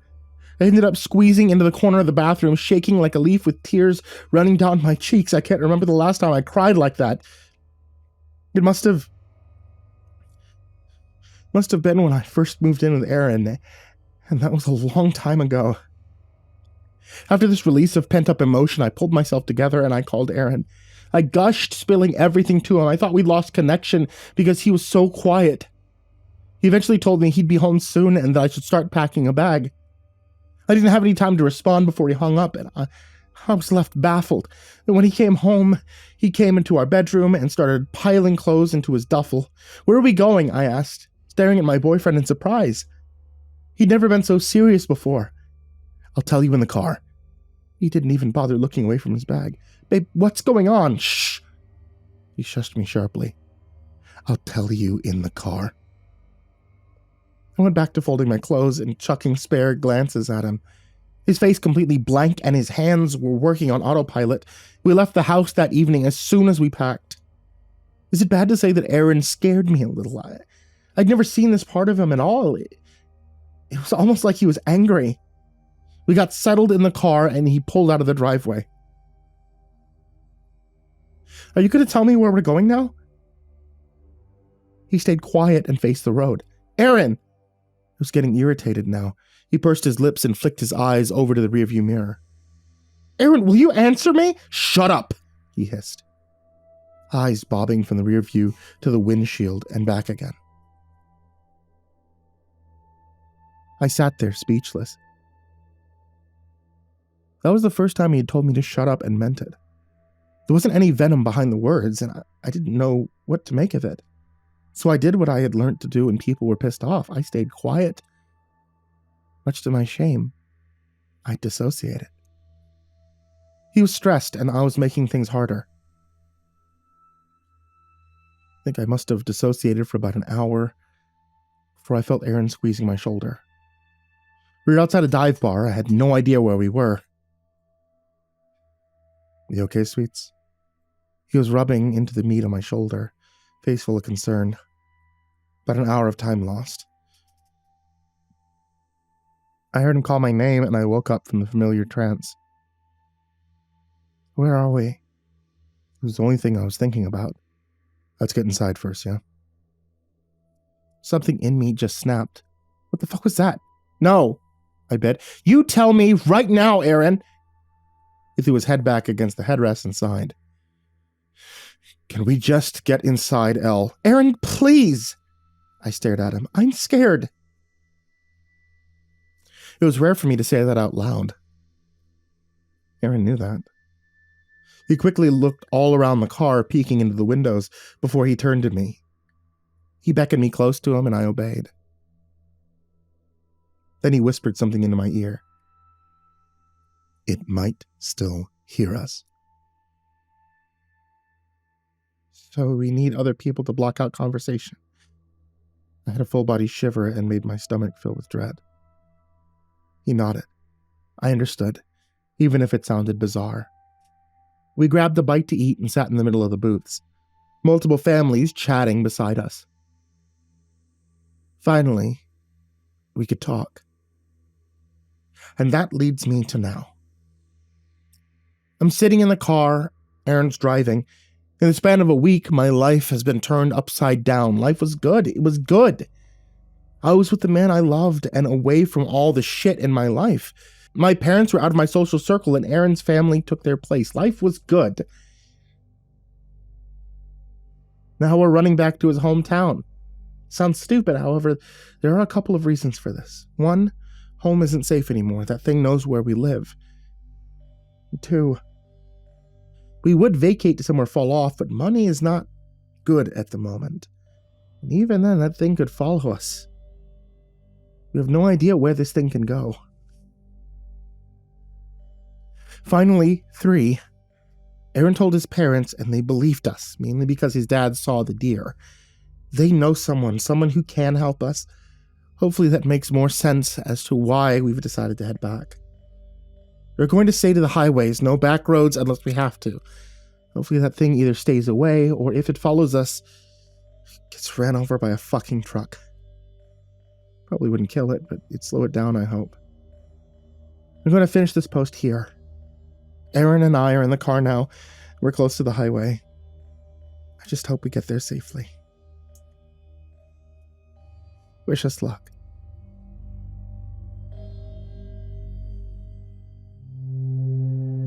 So my life pretty much derailed back in the spring of 2022.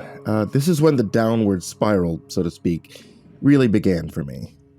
Trust me, this is necessary context for the rest.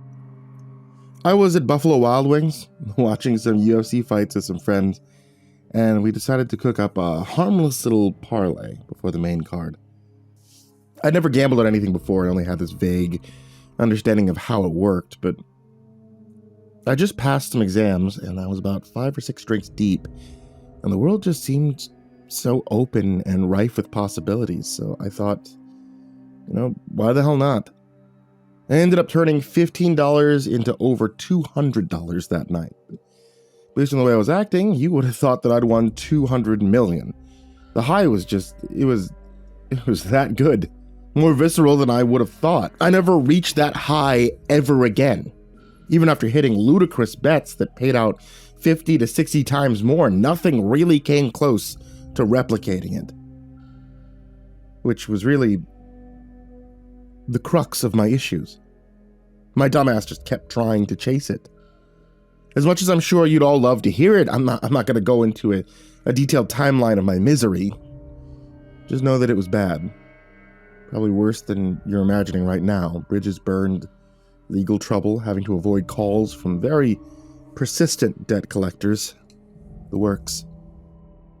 The only reason I'd been able to somewhat keep my head above water for so long was due to my job.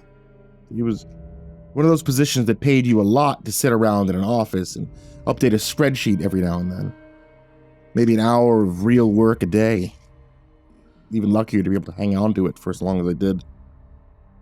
So when the consultants were hired and the fat started being trimmed, I really had no right to be as shocked as I was when I saw that notification from my manager waiting for me on Teams.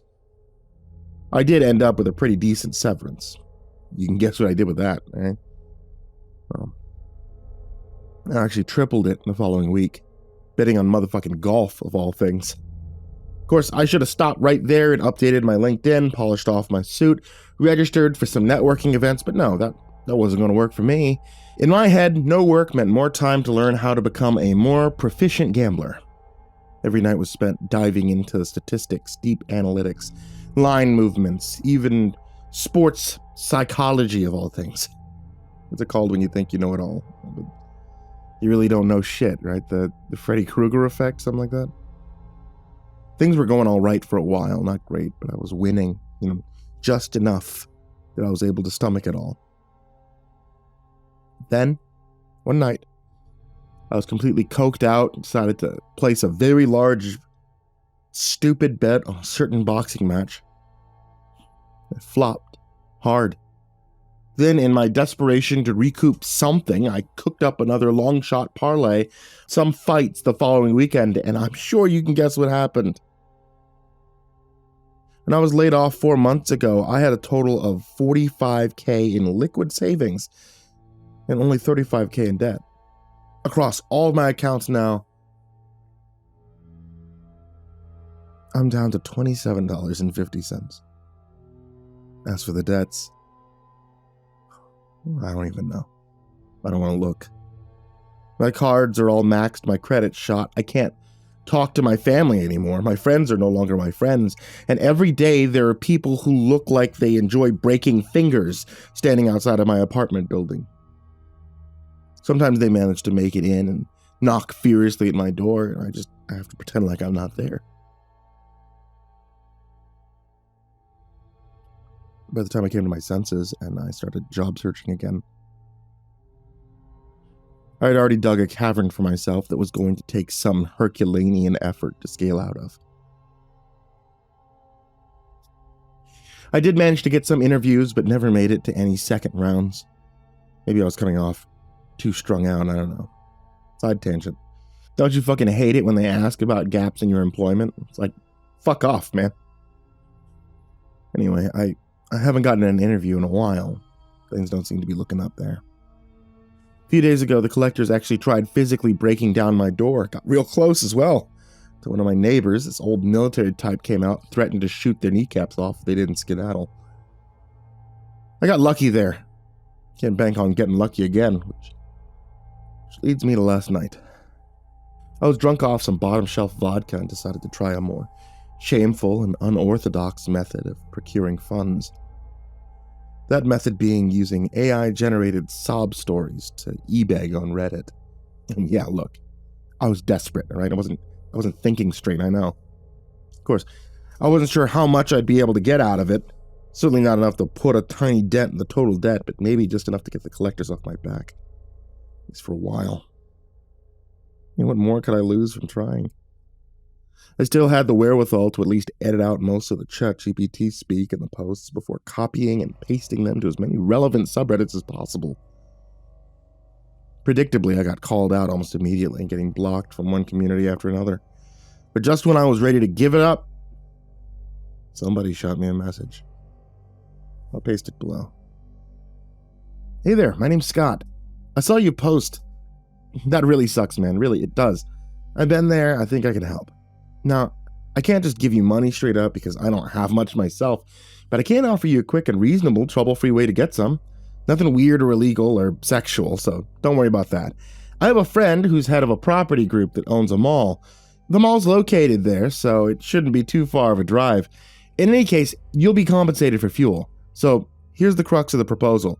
You see, the mall's not doing so well. These days, I think most malls aren't, but the location for this one is just so awful that, well, it's doing worse than the rest of them. But for whatever reason, the guy isn't quite ready to let go of it. It's not that he even really cares about it being profitable. He just doesn't want it to get shut down and repurposed for something else. For whatever reason, you know.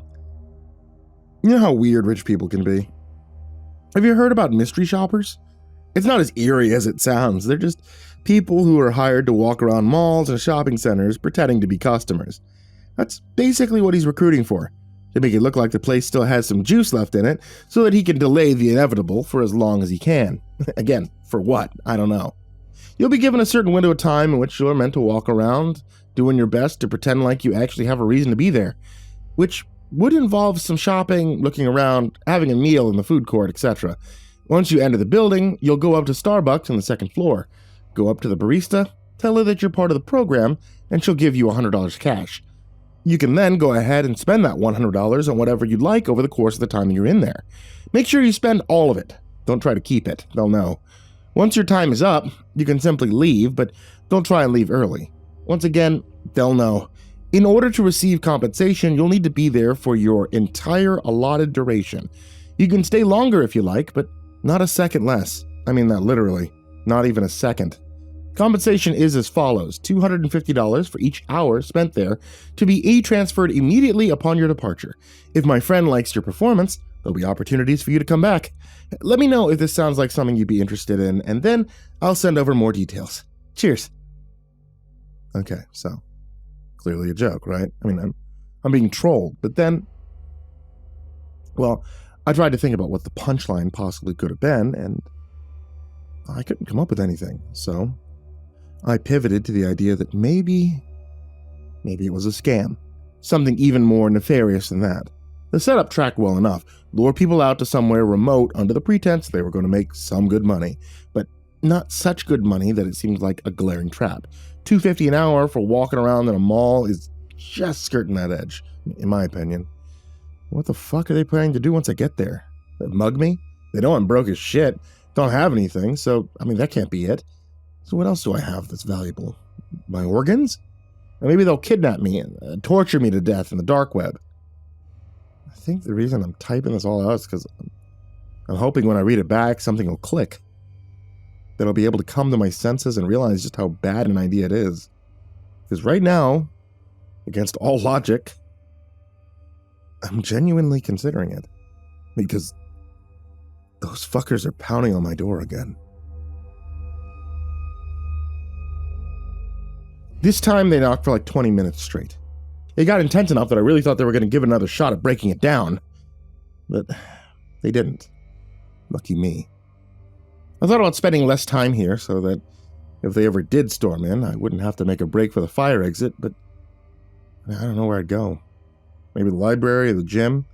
Though, if it ever comes to a point where I'd have to do all that, it's basically already over for me. That's nowhere to live.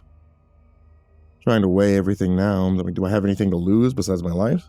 Did things get worse than they are right now? One of the people I owe money to is this guy named Renzo. I met Renzo at a bar while I was watching Canelo versus Crawford car. What the hell was that, like 9 months ago? Jesus. So, anyway, I met this guy, and I was blitzed out of my head, told him very confidently that I'd bet the house on Crawford. He seemed to like the cut of my jib, so he went ahead and did so. Not quite the house, but a pretty fat stack. I made him some good money that night. Made some good money myself. Then we just drank and drank until things got hazy, and the only other thing I really remember before waking up in his apartment the next morning, not what you think, was my face being pressed down into cold concrete. My clothes were still on, phone and wallet still in my pockets, and I was just slumped over on a couch with one side of my face stinging so bad I felt like something was pulsating beneath it.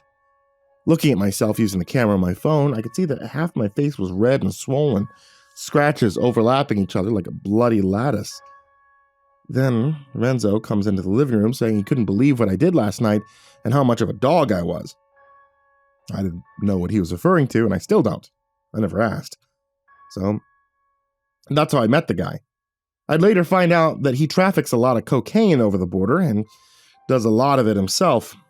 And that there's a small jar sitting next to his television containing several shriveled, dried-up human ears that he claims used to belong to the members of some outlaw gang in the Old West. I'm sure a reasonable person would have considered these things very carefully and concluded that they might be better off keeping their distance. But not me. In fact, I did the worst thing anybody could have done. I ended up borrowing money from him. Only about $3K. Maybe not a lot to some of you, but when you're dealing with this guy, it's still $3K too much.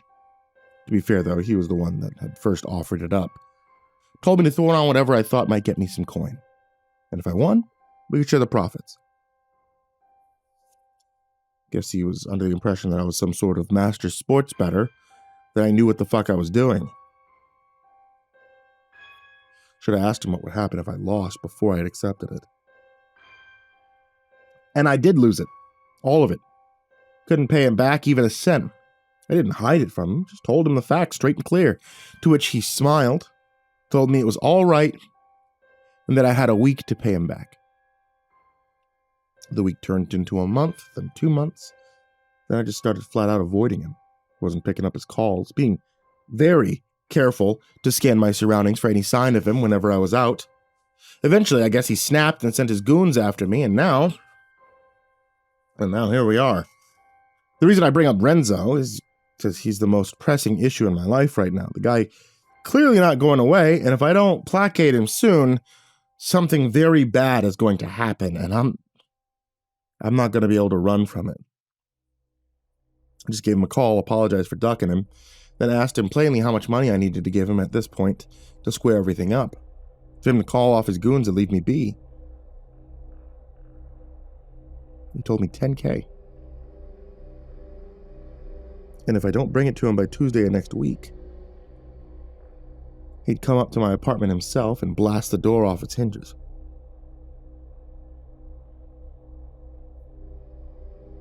And that I could try leaving the city, or getting the police involved, but that it wouldn't matter because eventually he'd get me. And once he did, he'd skin me alive before tossing me into a vat of boiling oil. I told him okay. Meet me at the bar next Tuesday at noon. That I'd have the money. And then I hung up. Now I'm really panicking.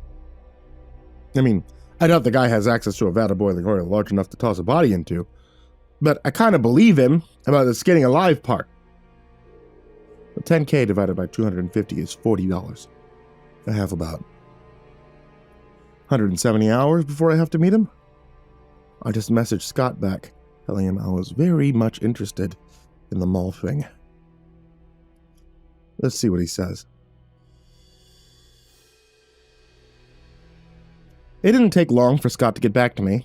I was glad to hear it, then asked when I could start. I told him immediately, then I asked him how many hours he can get me before Tuesday. He told me he could maybe swing 35. I told him I really needed 40. And was there any way that he could make that happen? I said no.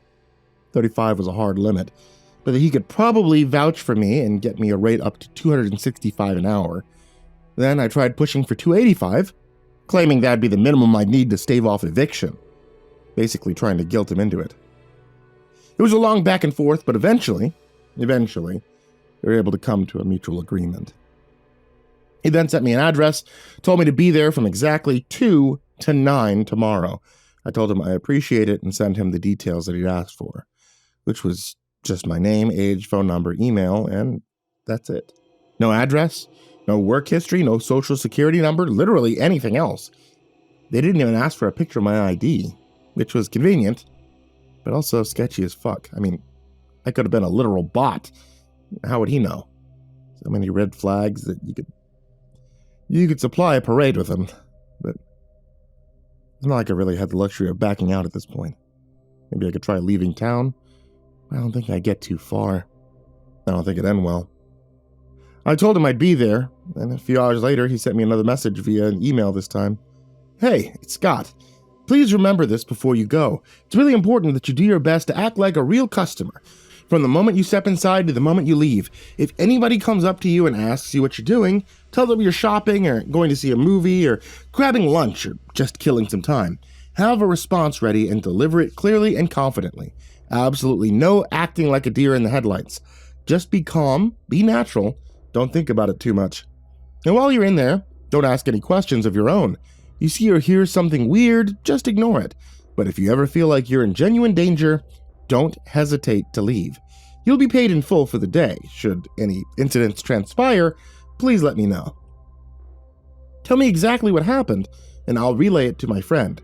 He likes to keep tabs on that sort of stuff. Also, one more thing I should have mentioned at the start. Try to keep what you see in there to yourself. Try not to talk about it too much. But if you do, because I know you probably will, just make sure you leave out the specifics. I know it sounds contradictory, but my friend would rather keep everything contained here. Good luck, man. Rooting for you. So, yeah, not sure what to make of that, but I'm trying not to think about it. I thought about sending Scott another message, asking what kind of danger I could possibly expect. But fuck it. Don't bite the hand that feeds you or something. It's late now. I'm watching Breaking Bad for the 4th time. I have about 8 hours before I need to be at the mall. I really should get some sleep. Make sure I'm mentally sharp for tomorrow. My heart's beating pretty fast, and I get the sense that the rest won't come easy right now. I looked up the address. It does seem to be real. An active place with real reviews. Nothing glaringly off about it, other than the location. It's about a 25-minute drive from my apartment. It's pretty out of the way, not very accessible. I think I have just enough left in my account to fill up my tank with enough gas to get there and back. And then that's it. So, if this does turn out to be some stupid joke, then I'm really screwed. Tight. I'm done for.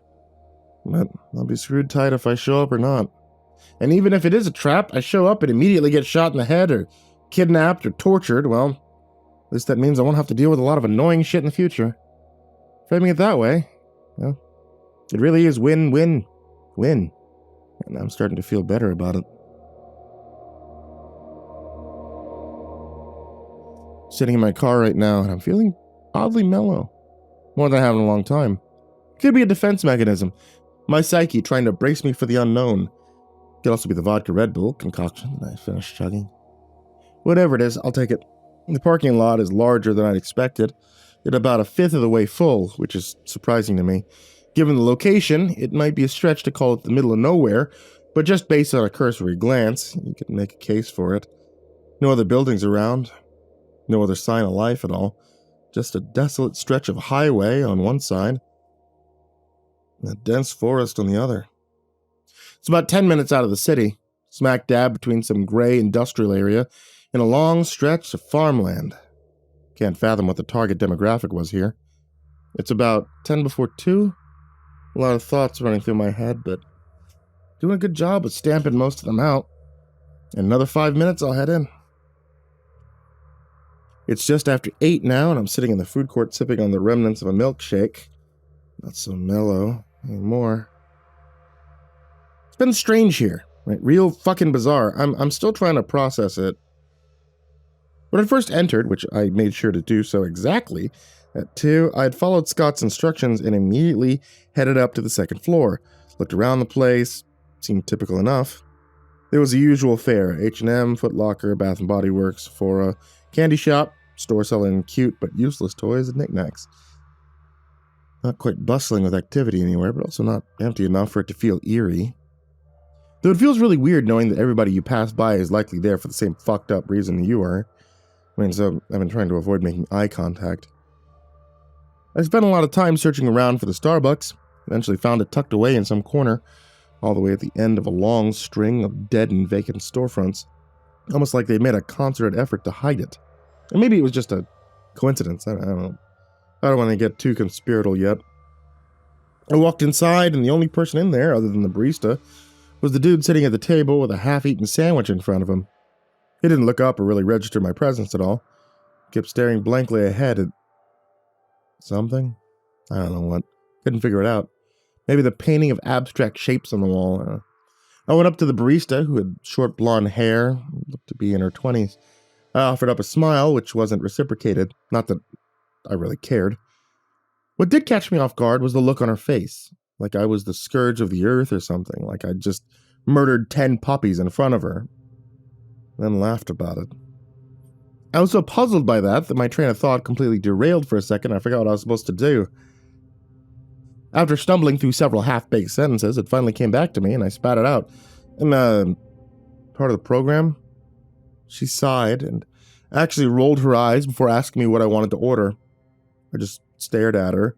No clue what to say, probably looking bewildered. I told her again that I was part of the program. She shook her head, sighed again. "You're supposed to buy something first," she told me, keeping her voice really low while staring daggers at me. "They didn't tell you?" I shook my head and told her no, they didn't. "You're supposed to buy something, hand me some cash, then I give you the change. Get it?" I remember starting to get lightheaded here, thinking, was this real? Was I dreaming? "So order something and then give me some cash," she went on. "Doesn't matter how much, just give me something." I told her I'd have a black coffee, and then I began digging through my wallet, surprised and relieved to find a crumpled $1 bill in there. I took it out and handed it to her. She snatched it quickly out of my hand and then dumped it in the register and then gave me back a small stack of crisp 10 bills. I counted them quickly. 10 total. I turned around, getting ready to leave, but then she called me back, asking did I forget about something? I stopped, turning around, and she went about making the coffee, her movements slow, almost labored. I noticed that she was walking with a limp. It took her a few minutes to finish up, and then she held out the cup, giving me one last glare as I grabbed it from her. Never been more glad to be leaving a Starbucks. Like I said, real bizarre stuff. But as I'd come to find out, this was only the tip of the iceberg. I took a sip of the coffee. It tasted burned to hell. Just completely god-awful, so I tossed it. Made my way over to one of those mall directory things. Still had a lot of time to kill, so I began perusing the options. Eventually, I settled on heading over to the Chili's, having a margarita or 2 or 3. Yeah, I have a problem. I went back down to the first floor, keeping my vision squarely ahead, trying not to draw any attention to myself. At one point, I walked past a woman who looked to be in her early 60s, late 70s, and I had to wonder, was she here for the money as well, or did she just happen upon this place on her own volition? I almost wanted to ask her directly, but I thought better of it. Arriving at the Chili's, I headed straight for the bar, and was surprised to find most of the seats there occupied. Most lively place I'd seen in the mall by far, though there wasn't a soul at any of the tables. It was a mixed group, men, women, some old, some young. All seemed pretty drunk, glaring at me malevolently, as if I was intruding on some sacred ground. Oh, I thought this was just the way that it was going to be. I tried not to take it personally. I took a seat at the end of the bar, trying and failing to catch the bartender's attention. He was a youngish guy, maybe early 30s, big beard, pencil-thin arms covered in tattoos. I think it took about 5 full minutes before he finally, reluctantly, looked my way. He started to walk toward me, moving real slow, as if trying to draw out the steps. "Yeah," is all he said to me, his tone oozing with cold contempt. I told him that I'd have a margarita, along with a Budweiser. For a while, he continued to stare at me, his expression implying that I'd crossed some sort of line by asking to be served alcohol at a bar at a fucking Chili's. Then he took a deep breath through his nose and turned away. He walked over to the liquor shelf. I watched him as he dumped some tequila into a glass, then threw a lime wedge in it, topping it off with a messy splash of Sprite, spilling most of it onto the counter. Then he walked back over, set it down roughly in front of me, and walked away again. Didn't bother with the Budweiser. I didn't bother pressing him for it. More trouble than it was worth, I reckon. I sat there and sipped my drink slowly, watching CNN on the television, but not really paying attention to it. It was hard to focus on anything at all when you could just feel that every single pair of eyes in the room was stuck on you like glue. That you were the center of attention for reasons that were probably not so good. I finished the drink and felt like I needed one more to get a tolerable buzz going. Tried to get the bartender's attention again, but this time he just straight up ignored me. Kept facing ahead while leaning against the back shelf, taking swigs off a Smirnoff bottle before putting it back, lightly swaying on his feet. I was plastered. At a point, it starts to become a blow to your ego. This was about that point. I began shouting at us, like, "Come on, man, can a guy not get a fucking drink?" Maybe, probably with a bit more of an edge to my voice, but he still wouldn't look at me. I looked down at the rest of the bar, and suddenly nobody else was looking at me either. Like the entire room had suddenly and collectively agreed to pretend like I no longer existed. "What the fuck is wrong with you people?" I shouted. "Nothing against you, buddy." Somebody, but couldn't see who, shouted back. "There's too many people in here right now." I asked out loud, what the hell was that supposed to mean? "It's 5 o'clock on a Tuesday," the bartender spoke up, his tone implying that he was explaining something painfully obvious. "Think about it, yeah? How busy can a Chili's get on a Tuesday? 5 o'clock.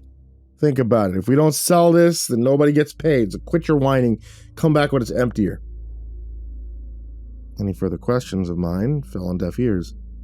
I was invisible again. I slapped one of the $10 bills onto the counter, stood up, and left the place. For the next few hours, I sort of just wandered around, my head in a bit of a daze, still not fully convinced this wasn't a dream. I went over to the food court, ate some KFC. The guy working the counter there didn't say a word to me, communicating via nothing but head nods. Then when I bit into the chicken, I realized that some of it was still raw. I just ate around it. After that, I went over to the Under Armour store. Spent some time looking over some knockoff jackets. Labels read Andre Armoire. That nevertheless seemed comparable in quality to the real thing. I picked up one of them, along with a t-shirt. Surprisingly, the lady who worked there was actually pretty nice. Actually put some effort into being an employee. Maybe she was a real employee. After that, I was down to just $20. I went over to the movie theater, which was completely empty, save for a woman who was asleep behind the box office and some guy sweeping the floors. The screen that was supposed to be displaying what was playing was glitched, completely bugging out, so I went up to the guy, asked him what was on. He just shrugged, said it could be anything. Then I asked how was I supposed to buy a ticket. He said all I needed to do was go up to the box office, put $10 onto the counter, and go into any one of the theaters, but to try and not wake Lindsay up, since she gets really cranky when that happens. He doesn't want to deal with it. I parted ways with another bill, then went into the closest theater, catching about 2/3 of the last Avatar movie. The one with the fire in it. There was only one other person in the theater, sitting near the front. They were there when I walked in. They didn't move after the film had finished. I left the theater, went to the washroom, took a piss, splashed my face with cold water while looking at myself in the mirror, taking deep breaths. Now the anxiety was starting to break through. Fear as well. After I finished drying myself, the stall closest to the wall opened up. I looked over, seeing the door hanging ajar, but with nobody emerging from behind it. Through the gap at the bottom, I could see a pair of dirty white sneakers. Guess whoever they belonged to was just standing there. Which was a really freaky thing to think about. I left the washroom shortly afterward, looking over my shoulder to make sure nobody was trying to follow me out. Nobody did. There were a few more odd occurrences after this. I walked past an electronics store, and this short, older dude came out from behind the counter with his big smile on his face, tried to gesture for me to come inside. "Cell phone? Cell phone!" he kept saying. "Fix cell phone?" I told him my cell phone didn't need fixing, and his expression dropped like a stone in a lake. I watched him as he walked back into the store and rolled down the security gates and disappeared behind them. Then the lights went off inside. There was also this lady walking around with a metal tray claiming to be offering samples of cinnamon rolls. The cinnamon rolls in question were dollops of thick, gray, bubbling sludge. Safe to say I passed on that. At some point, I had what I believe was a panic attack. Never had one before, but I think this was it. The tightness in my chest, an overwhelming sense of dread. I found a bench somewhere, I took a seat, pulled up some breathing exercises on YouTube, and tried to replicate them. To my surprise, they worked pretty well. I went back to the food court, spent my last $10 on a large peanut butter milkshake from Baskin-Robbins with a bunch of chocolate bullshit blended into it. Now, that's where I am now, just sitting here, waiting for 9 to hit so I can get the fuck out of whatever the fuck this place is. I'm feeling better now, I think. Maybe it's just the dopamine from all the sugar, but I'm feeling alright. Enough that I think I'll be able to get through this. Shit, there's a guy walking towards me now. Just sat down beside me. The good news is I'm back in my apartment now, mostly unscathed. The not so good news is that as much as I need the money, I'm not sure I can go back to that place. So, about that guy in the food court, right? He was young. Maybe early 20s, tall, skinny, brown hair cut into a short fade. Looks like a bog-standard college kid. Sat next to me, started making small talk, asking how my day had been. Was the milkshake good, etc. Tried ignoring him at first, but he seemed nice, normal, coherent enough. I started to feel bad about it. So we got to talking a bit. Told me his name was Daniel. He used to be a copywriter, but got laid off after about 6 months. Hadn't been able to find anything since. So, what's what he was doing here? What about you? He then asked. Why are you here? Right at that moment, I felt comfortable enough to tell him the truth. I told him about the gambling, the debts, the collectors. It felt nice and cathartic, airing out my dirty laundry to a complete stranger, so I kept on going. I didn't stop talking until my eyes drifted down and I landed on the shoes he was wearing. These really worn, scuffed white sneakers. Okay, I thought, could be a coincidence. And even if it was the same guy from the bathroom, then so what? But then I remembered Scott's message, specifically his instructions about what I was supposed to do if somebody tried to talk to me, and the realization washed over me like a cold wave. I suddenly stood up, told him I had to get going. He started protesting, telling me that I should stick around because he had something he wanted to show me. I told him I was tired and I really needed to go home. He started grinning, showing off blocky, chiclet teeth, really stretched his lips as wide as they could go, and then a bit wider than that. It looked really uncanny. He asked me again what I was doing here. Shopping. I told him I was shopping. He pointed out that I didn't have any bags. So what could I have been shopping for? I started scanning the floor around me before remembering that I'd left the Under Armour bag in the washroom. He started laughing in this jovial manner, though there was something clearly ominous beneath it. You're not shopping, are you? He asked. Then what? Why are you here? I snuck a glance at my phone and saw 8:50. I repeated that I really needed to leave, and then I turned around and started heading for the exit. To my dismay, I could hear his steps keeping pace behind me. Once I got to the door, I checked the time again, 8:55. I turned, and Daniel, or whoever the fuck he was standing there. Standing about a half dozen feet away. Don't you have to go home? He questioned, holding onto the grin. Door's right there. Why don't you leave? By now, I was checking my phone every few seconds, no longer making an attempt to hide it. He laughed again and said that if I wasn't going to go home, I might as well come and see what he wants to show me.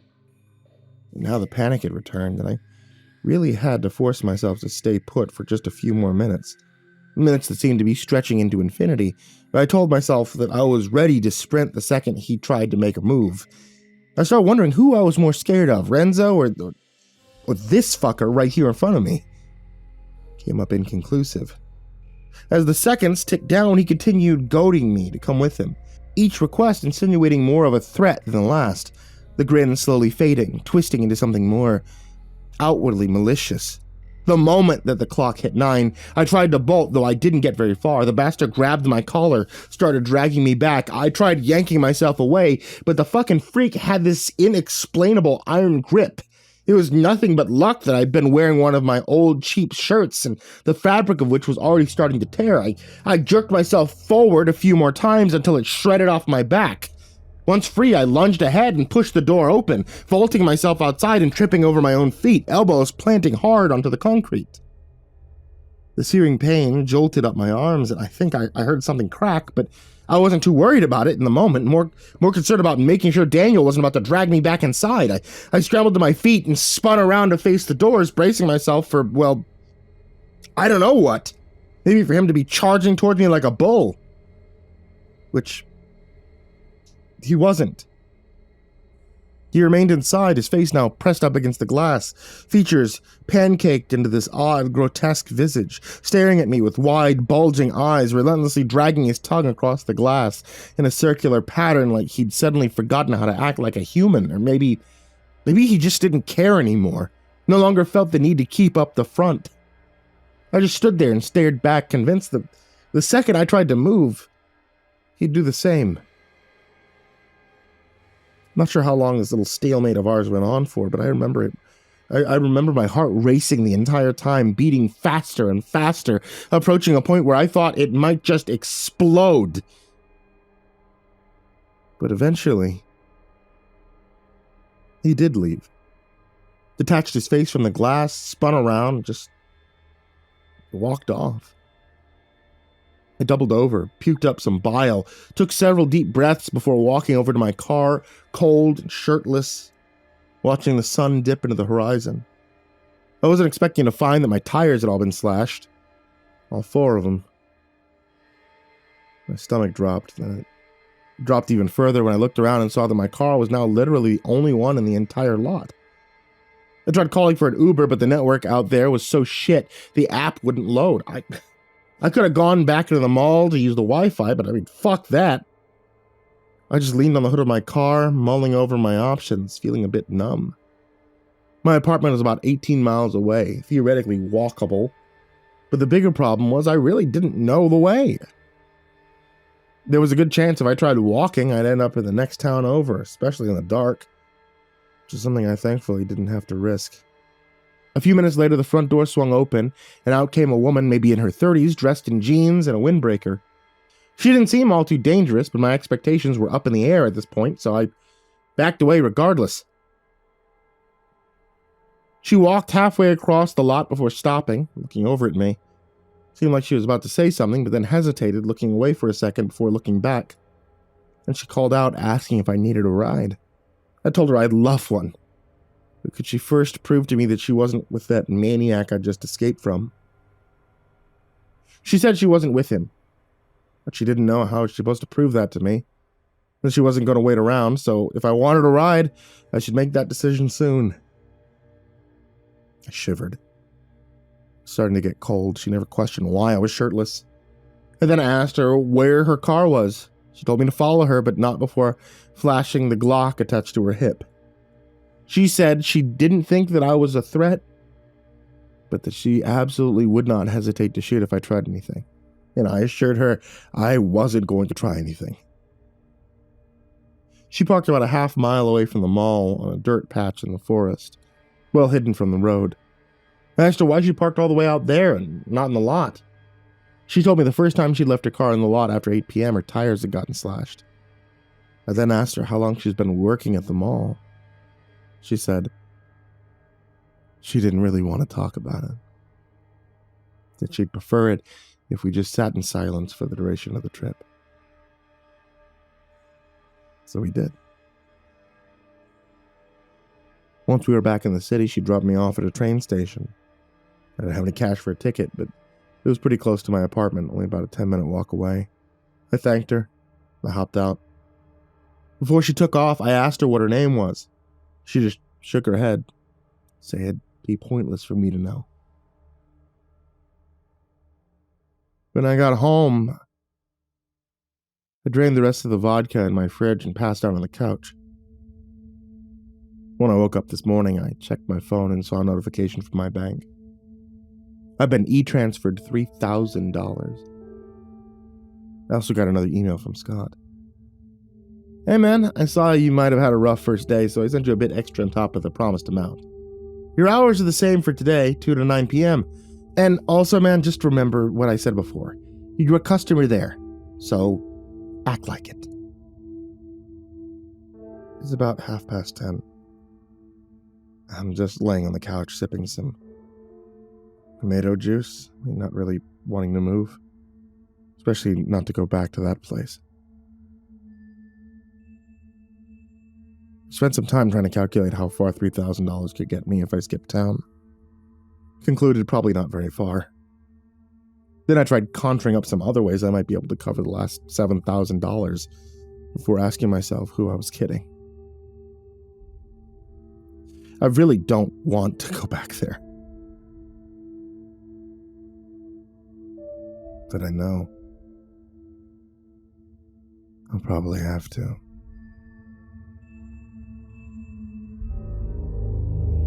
I've been feeling something watching me for weeks. I couldn't have told you what it was, and if it hadn't made its presence known, I probably would have never had a clue. It was early spring, and any time I was out feeding chickens, tending to my goats, or milking cows, I'd sense the presence of something just behind me. I was never foolish enough to let me have a look at it, and that may have led me to believe that it was afraid of me. I'd turn around suddenly on my milking stool or with chicken feed ready to throw in my hand, expecting to see a cat, maybe some kind of stray dog. There was never anything there. It wasn't until about 3 weeks after I had first felt the eyes that I found the dead goat. Myrtle was one of my older goats, an animal I had had since I moved out here after my husband died. She was as good a goat as you could have, pretty good temperament, not what most people would call a butter, and generally pretty amiable as far as goats went. I'd come out to do some milking and check on some kits that had just been born, and she was lying dead right there in the middle of the paddock. The other goats were giving her a wide berth, and it was as if they were also a little afraid to get too close to her. She had been ripped open from throat to groin, and whatever it was had taken a pretty big bite out of her. I didn't really know what to expect. I knew the area I had coyotes, and a lot of problems with feral dogs, but I never had anything like this happen. I called my neighbor, Mr. Ward, big old guy who's been here since just after World War II. He helped me sometimes, and he's been a good neighbor to me since he knows that I'm new at this. He shook his head, said exactly what I'd been thinking. Yeah, looks like coyotes got her. Coyotes? I haven't seen any coyotes around this year. Well, it's still pretty early in the year. Hasn't been really what we would consider spring for more than a couple of weeks. Probably been lying up and not getting far from their den since most of them have new pups to care for, and food's just starting to wake up for the season. My advice would be to put out repellent. You have any? I told him I had a little left from last year. He shook his head, said that it wouldn't do. He came back about an hour later with a bag of something that stank to high heaven. I asked him what was in it, and he puffed up a little with pride as he told me that it was an old family recipe made out of mothballs, sulfur, black powder, and all sorts of stuff. He said coyotes wouldn't want to get in their nostrils. Coyotes have a very sensitive nose. Most of them will get away from this, not want to come anywhere near your property. I don't think you'll have much of a problem after this. He told me to sprinkle it around outside the property line, and I thanked him as I took the bag and set to work. He wasn't kidding. The stuff was extremely smelly. I was glad once the sack was empty, I could return to my life as it usually occurred. I was sad for the loss of my goat, but I reminded myself that she had been old when I got her.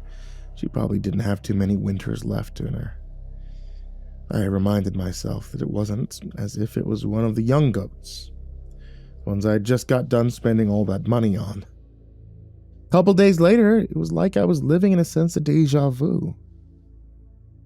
I came out to the goat pen and found another dead goat, laying there in the middle of the paddock, its throat ripped out, split open from throat to groin. I wonder if Mr. Ward's family recipe was really as potent as it smelled. When I called him to make inquiries, he laughed and said that sometimes that would happen. He said it was nothing to get concerned about, just make sure that I was bringing my goats in at night so that the coyotes would leave them alone. I hated to do it. The goats seemed to enjoy sleeping outside at night, but I figured they would enjoy being alive more. I started bringing my goats in, and for a little while it got better. A few days afterward, I noticed some damage to the side of the building. I knew coyotes liked to dig, but this didn't look like damage from someone digging. It looked like something had tried to make its way through the side of the goat barn, and it had made some pretty good progress.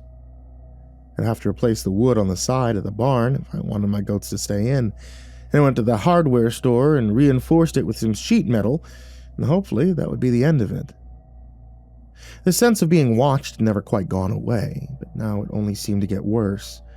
I could catch sight of things out of my peripherals, some kind of strange animal shape that was never far away. I started getting worried that it might be a wolf or some kind of animal with a strange, aggressive disease. You never know when something's going to come up with the mange or with rabies or something, and it's best to be prepared if it should happen. If it were something with rabies, then it might be best to put it down before it bites somebody. Mostly I was worried about it biting me, since my closest neighbor was Mr. Ward. He was over 2 miles to the east. I really didn't want to have to get all those rabies shots that I knew a bite would lead to. There was never any guarantee that you wouldn't pick it up at some point after work. I started carrying my gun with me, the old shotgun that my husband had carried for years, and it gave me a certain amount of comfort to have it close by. I guess that was about the time the dreams started too, though I don't usually put a lot of stock in dreams. In my dreams, I was always going about my farm chores. Something followed me across my waking hours. It was unlike any animal I'd ever heard of. It had legs that were longer than any animal's should be. Walked around on them most comically as it stopped me across my farm. I never looked behind me, but just the sights from the edges of my periphery were enough to make me think I didn't really want to see what it was. It looked like a big dog, but that was just what I could tell from little glances.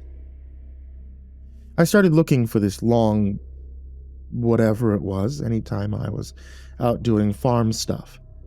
And luckily I never really caught a sight of it, but as the dreams persisted, I almost came to expect that one day I would. I started to feel jumpy, my paranoia really racketing up the longer this went on, and it was hard to maintain my sanity day in and day out. I had had a problem with drinking right after my husband died, and it had taken me a couple of years to finally realize it and get it back under control. After the dreams started, I picked up a bottle for the first time in nearly a decade.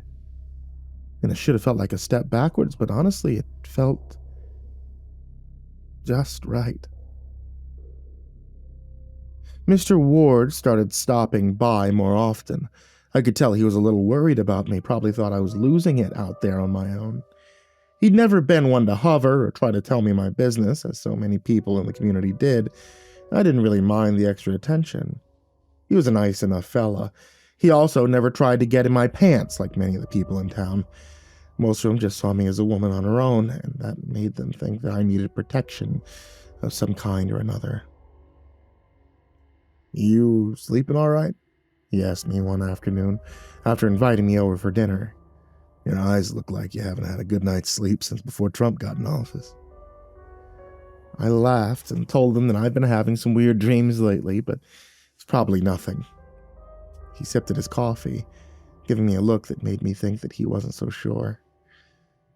My grandma told me a story when I was a kid about a creature. One that gave people bad dreams. Have I ever told it to you?" I shook my head. Mr. Ward usually didn't indulge in stories. As he got rolling with it, I realized this was probably more of a folktale than some sort of historical event. And Grandma always used to say that it was a creature that attached itself to people and swallowed their soul while they slept. It was called Laramie, or something like that. And it was supposed to be pretty nasty. It took the form of a big dog, some kind of canine, maybe even a coyote. It would continue to attack them in their sleep until there was nothing left. It would stalk them Eventually, it'd either get tired of them or it would drain them dry. I told him it sounded like his grandmother had the same taste in kids' stories that mine did, but he didn't laugh. He looked deathly serious about this, and I wondered if this was another one of his anecdotes or if this was something a little more personal to him. Well, the Laramie could only be run off by ignoring it completely. You can't acknowledge that it exists because it feeds on your fear and your trepidation. You have to completely turn your back on it or else it'll find you and it'll take what it wants. I asked him if his family's coyote repellent worked on this thing too. He still didn't laugh. I take this seriously, girl. I had a great aunt that my grandmother claimed was drained dry by the Laramie. She started having the bad dreams and she began getting very paranoid.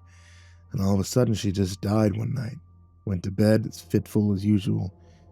She simply never woke up. Thanked him. But I really didn't take what he was saying seriously. It was just bad dreams. Nobody really believes that some spiritual boogeyman is trying to get you through your dreams, do they? This isn't a horror movie, and I was extremely skeptical about anything that sounded that preposterous. That night, the dreams changed slightly. I was still being stalked by whatever it was. I firmly put the name Laramie out of my head, but it had begun whispering something to me. I wasn't quite sure what it was. It never got close enough for me to really tell, but no matter what I was doing in my dreams, it got closer and closer until I felt as if it were right behind me. I'd be washing the dishes or feeding the chickens or doing something out on my farm, and I could feel its hot breath on the back of my neck as I went about my day. I could still catch a little glimpse of it in my peripheral vision, but it still just looked like a big dog with long legs. Now that it was closer, I could tell it was probably a coyote, but it still had those huge noodle legs that it walked around on like some kind of deranged children's drawing. It would whisper just low enough for me to not make it out, and as my anxiety racketed up, I tried my best to put it out of my mind. Suddenly, Mr. Ward's story didn't seem so far-fetched, and I obediently set my face forward as I washed dishes and fed chickens and tried to survive this monstrous dream. It went on like that for 3 or 4 nights, the Laramie now in my mind at all times, whether I wanted to think of it or not. It would come to me and whisper in my dreams, and I would try my best not to acknowledge it. I'd turn my face away, I'd keep it forward, not looking left or right, so as not to let it know that I had ever seen it. Each dream seemed to last 1,000 days, and I really believed that I would go crazy before it ended. And then, on the last night that I saw the creature, it changed yet again. It was coming around to the side of me and not fully letting me see it, but letting me know it was there. It wasn't whispering anymore either. It was saying my name out loud, letting me hear it. It had never done this before. It had always whispered, and for it to be all but shouting my name at me made me even more nervous. I didn't know what to do. I just kept ignoring it and kept acting like it didn't exist. As the night went on, it seemed to get more and more agitated, and instead of saying it, it started yelling my name in this deep, guttural voice. It sounded like a dog trying to bark someone's name, and it sent every hair on my body standing on end. I dropped a plate while I was washing dishes and had to slowly bend down to pick up the pieces while the creature capered around me, just out of sight. I was shaking near the end, certain that I was about to go insane, and when it shouted my name, it took everything I had not to jump or flinch or show it any sign that I had heard it at all. I could feel my lips trembling, and my face getting ready to break into a scream, and then, as suddenly as it began, the dream ended. I was sitting on my bed, sweat standing out on my body, but it was the last night I ever saw the creature. I told Mr. Ward about it, and he said that I had gotten very lucky. He said most people don't survive their encounter with the Laramie, and that I should be very careful of it in the future. It hasn't been back since, but sometimes I feel myself being watched in my dreams, and I wonder if it's waiting just on the edge of my vision, trying to see if I'll notice it once again.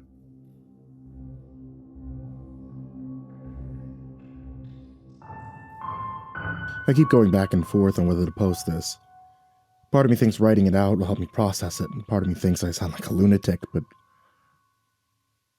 whatever. Here goes.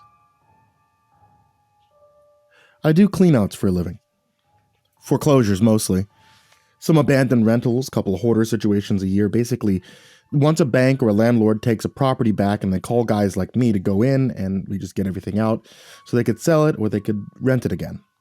It's not glamorous work. I mean, most days it's just garbage bags and trying not to gag.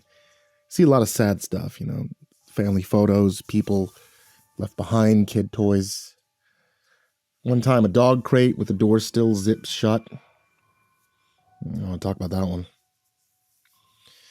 Point is, I've been in a lot of empty houses. Now, I've never had anything happen that I couldn't explain.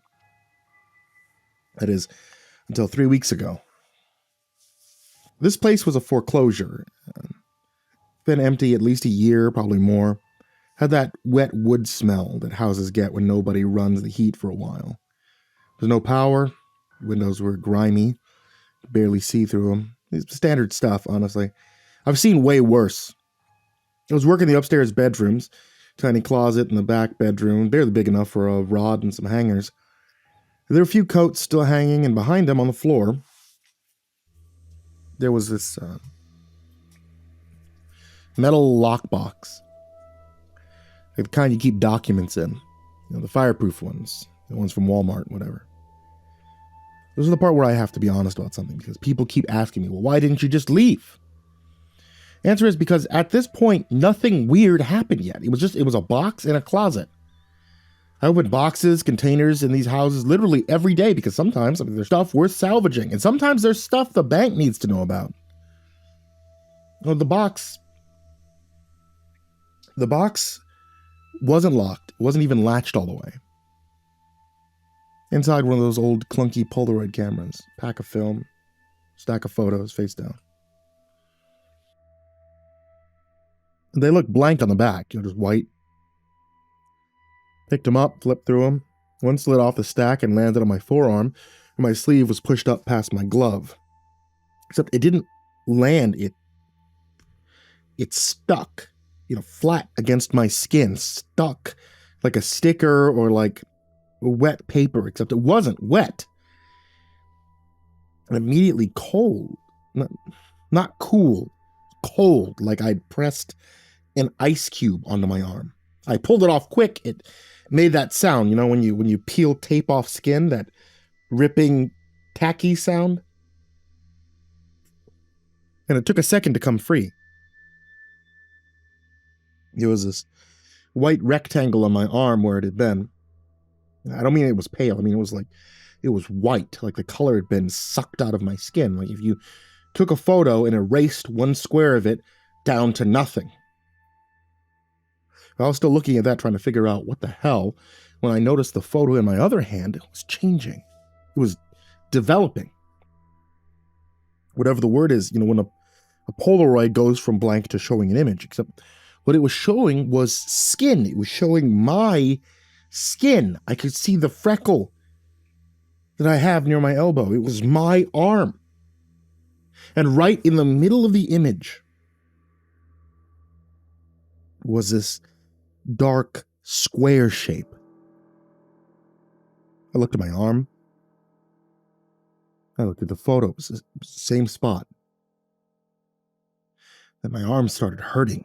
Not like a cut or a sting, more like, okay, when you press your thumb really hard into a muscle and you hold it, that ache, but in a spot where there was no reason for it to hurt.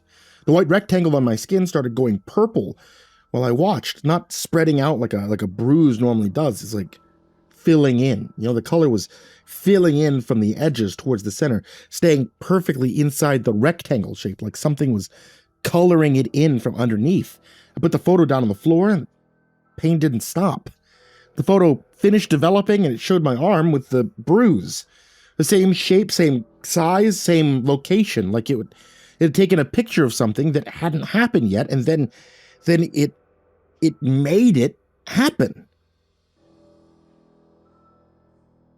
I left. Okay, I want to say that I was calm about it, but honestly, I walked out fast. Didn't run, but I definitely wasn't casual about it. So the next morning, the bruise looks like it's been there for days, right? Dark in the middle, tender when I pressed on it. Perfectly rectangular, which I shouldn't have to tell you is not how bruises work. In the center of it, still lighter than the rest, almost pale. Also, and this is going to sound weird, but I swear, my hair stopped growing inside that rectangle, like that patch of skin, like it wasn't mine anymore. Like it had been replaced with something that looked like skin, but wasn't exactly. I should have left it alone. I know that. You know that. Everyone reading this knows that. But I went back to the house, told myself I needed to finish the job because I do. They don't pay me if I don't finish, and I'm not about to lose a contract because I got freaked out by a piece of film. The box is still there. Everything was where I left it, except the top photo on the stack wasn't blank anymore. It developed on its own overnight, sitting in a dark closet in an empty house with nobody there. The image was the closet floor, the box,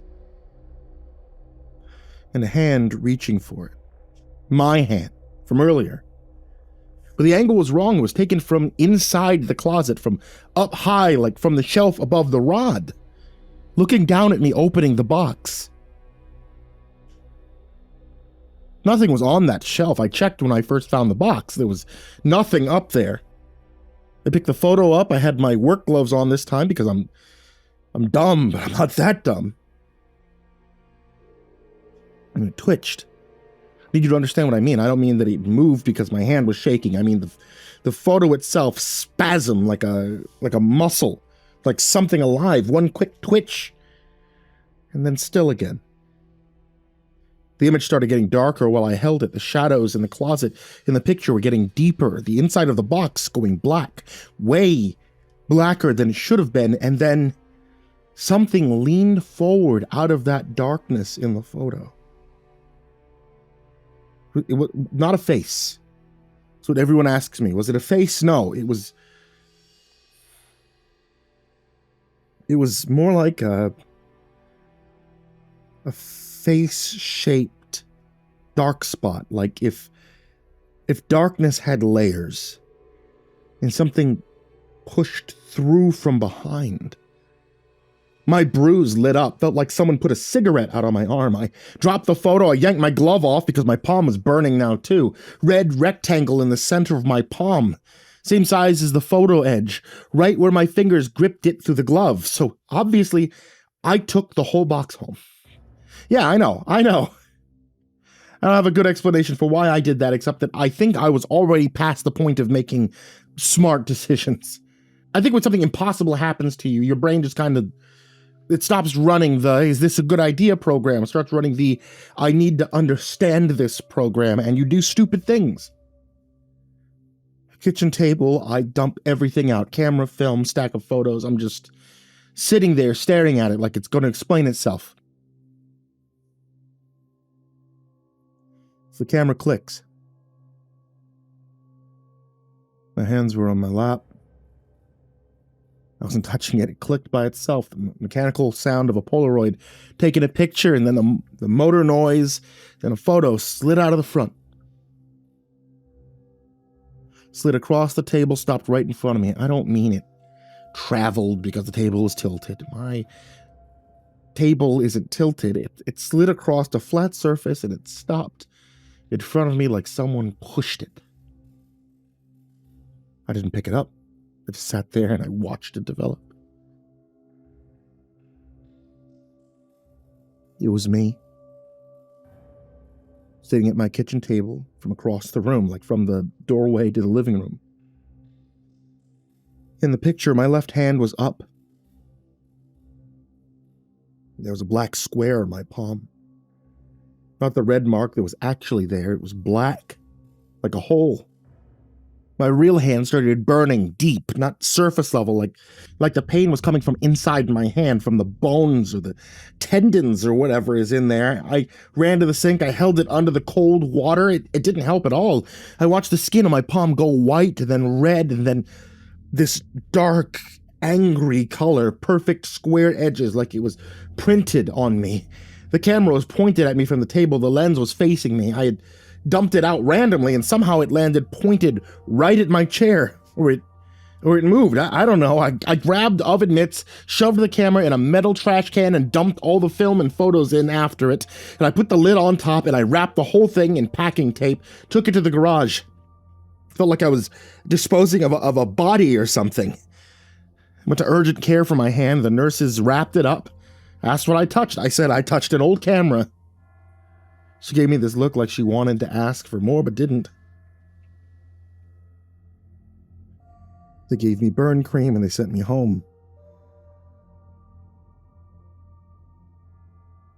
And that night I woke up because I heard it. That sound a Polaroid makes. The click. And then the whirring right next to my head. Camera was on my nightstand. A fresh photo sitting right next to it. I left it in the garage. I taped the lid. I know I did. The next photo showed my hand. Bandaged up, except in the photo the bandages were soaked through. They were dark, saturated. My actual hand started itching under the bandage, then stinging, then this pulling feeling like something under my skin was being tugged sideways. I ripped the bandage off and the burn had changed. The skin inside the rectangle was smooth, not scarred smooth, but like new. Shiny, like a different type of skin had been installed there. And in the dead center was a gray mark. It looked like a doorway, a tiny rectangular doorway shape in the middle of my palm. Camera clicked again. Another photo came out, then another one, then another one. I didn't think. I grabbed it with the kitchen tongs, ran to the bathroom, threw it in the tub, dumped bleach, tile cleaner, drain opener, everything under the sink on top of it. Didn't even think about the fumes. I mean, I probably should have. The camera sank to the bottom of the tub. It sank wrong. It sank too fast, way too heavy for what it was. Then it started whirring loud. Not the normal sound it makes, angry or faster, like it was trying to take photos rapid fire from underwater. My palm felt like something was pushing out from inside, pushing against my skin from underneath, trying to get through. I yelled. I'll admit that. I'm not going to pretend I was tough about it. I yelled. I almost passed out. I had to sit down on the bathroom floor.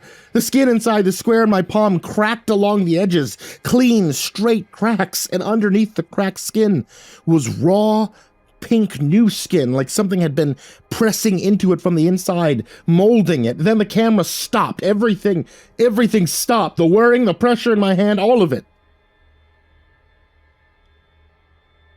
Just done.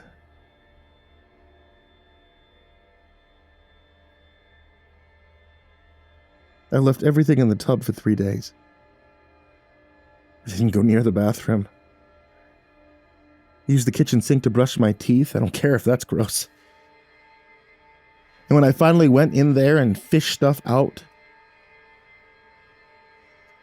the photos were ruined. They were warped, swollen, fused together. The camera looked partially melted, plastic all warped, discolored.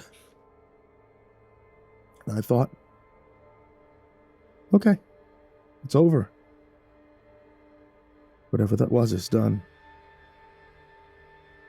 And I picked it up, Top photo from the stack, and on the back of it, pressed into the surface like someone wrote it with a fingernail, were the words, "Keep still while it develops."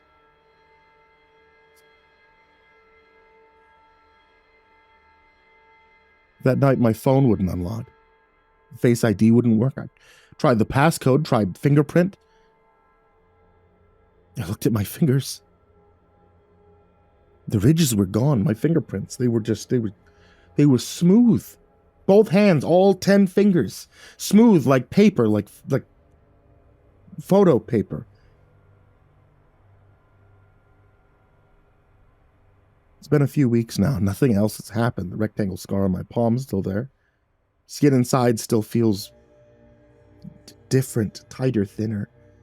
It's cold sometimes randomly, like really cold. Same cold I felt in that first photo stuck to my arm. My fingerprints still haven't come back. I had to set up a new passcode for everything. Couldn't even log into my banking app for 3 days. Try explaining to your bank that you need a password reset because a haunted camera stole your fingerprints. You can't. You just say you forgot it.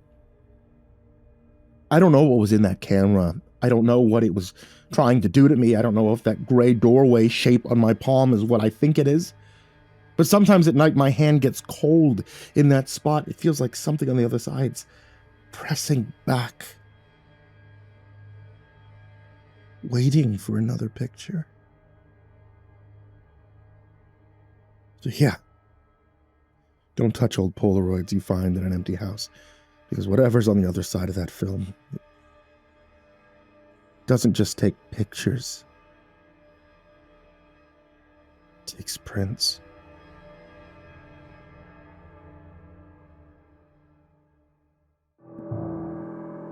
My friends and I wanted to do something big together before we all went our separate ways at the end of the summer. We just recently graduated, and we decided that we would take a trip to Mammoth Cave National Park for the weekend. It was 5:30 in the afternoon when River and Henry pulled up to the campsite in Henry's beat-up silver Pontiac. My other friends, Noah and James, greeted them excitedly. "You started a fire yet?" River asked, exiting the car, pivoting, a pistol on his hip. "No, James brought these shitty fire starters that don't work," Noah groaned. River was always the most outdoorsy person in the group, though we all were raised in rural Kentucky. River spent most time in the wilderness, camping, hunting, fishing, hiking, etc. We had hoped to get the fire started before he got here so that he wouldn't give a shit. "The starters will work, just give me one more try." James grabbed another starter. It was an empty toilet paper roll with dryer lint stuffed in the middle. He hunched over the crumpled pile of sticks and dried leaves, ones that we had made, and tried to light it with a lighter. No luck. "How'd you get this idea again?" asked James. "My mom thought this would be a good idea. I didn't know why they won't start. I figured the dryer lint would light right up." He went back to try to start the fire, and while he once again failed, he grunted angrily, tossing the starter into the forest. It flew about 50 feet, hit a tree, and then thunked onto the forest floor. "Dude, the national park's gonna fine us for that," I said, hitting James on the shoulder. "They won't find it. Besides, it'll decompress." Decompose? Whatever. I didn't know if the national park would fine us individually, or if it would all fall onto me since I made the reservation, but I knew I didn't want to find out. I made my way into the woods carefully, watching for any signs of poison ivy. Luckily, it was close enough to the campsite that there was a small path that I assumed was made by people going out to pee. The path led me mostly to where the starter was, at least where I thought the starter was. When I got there, the spot was empty, well, except for a small tuft of lint stuck on a bush. Confused, I pulled the piece of lint from the bush and looked around, scanning the forest floor. There was nothing. I looked around one more time when my eyes locked onto something no more than 40 feet away. A yellow eye, like that of an eagle, peered just slightly from the side of the tree. Part of what I guessed was the animal's neck stuck out too. It was covered in a white feathering, maybe hair. It was hard to tell. Perhaps what was most concerning was the height of it. Nearly reaching the first branch of the large oak tree, the animal had to be at least 20 feet tall. I stood frozen. I felt ice shoot through my veins. My heart beat into overdrive. The creature just stared, unmoving. Did it know I saw it? Did it care? What was this thing? Questions shot through my mind one after another until my focus on the creature was broken. Lucas! Lucas! I turned my head at the sound of my name. It was Henry. He walked up, crunching leaves and twigs underfoot. I quickly turned back to look at the creature, but it was gone. Did you find it? Henry asked. No, I'm not sure where it went. I kept my eyes on the tree, waiting for that thing to poke its head out again. We never get the fire started. It took him like 30 seconds. Henry, I think there might be something out here. I just saw something peering from behind the tree. I pointed to where I saw it. Henry's gaze followed my finger, but he saw the same thing I did. Nothing. Uh-huh, Henry said skeptically. Well, there's something out here. We'll be safer at camp.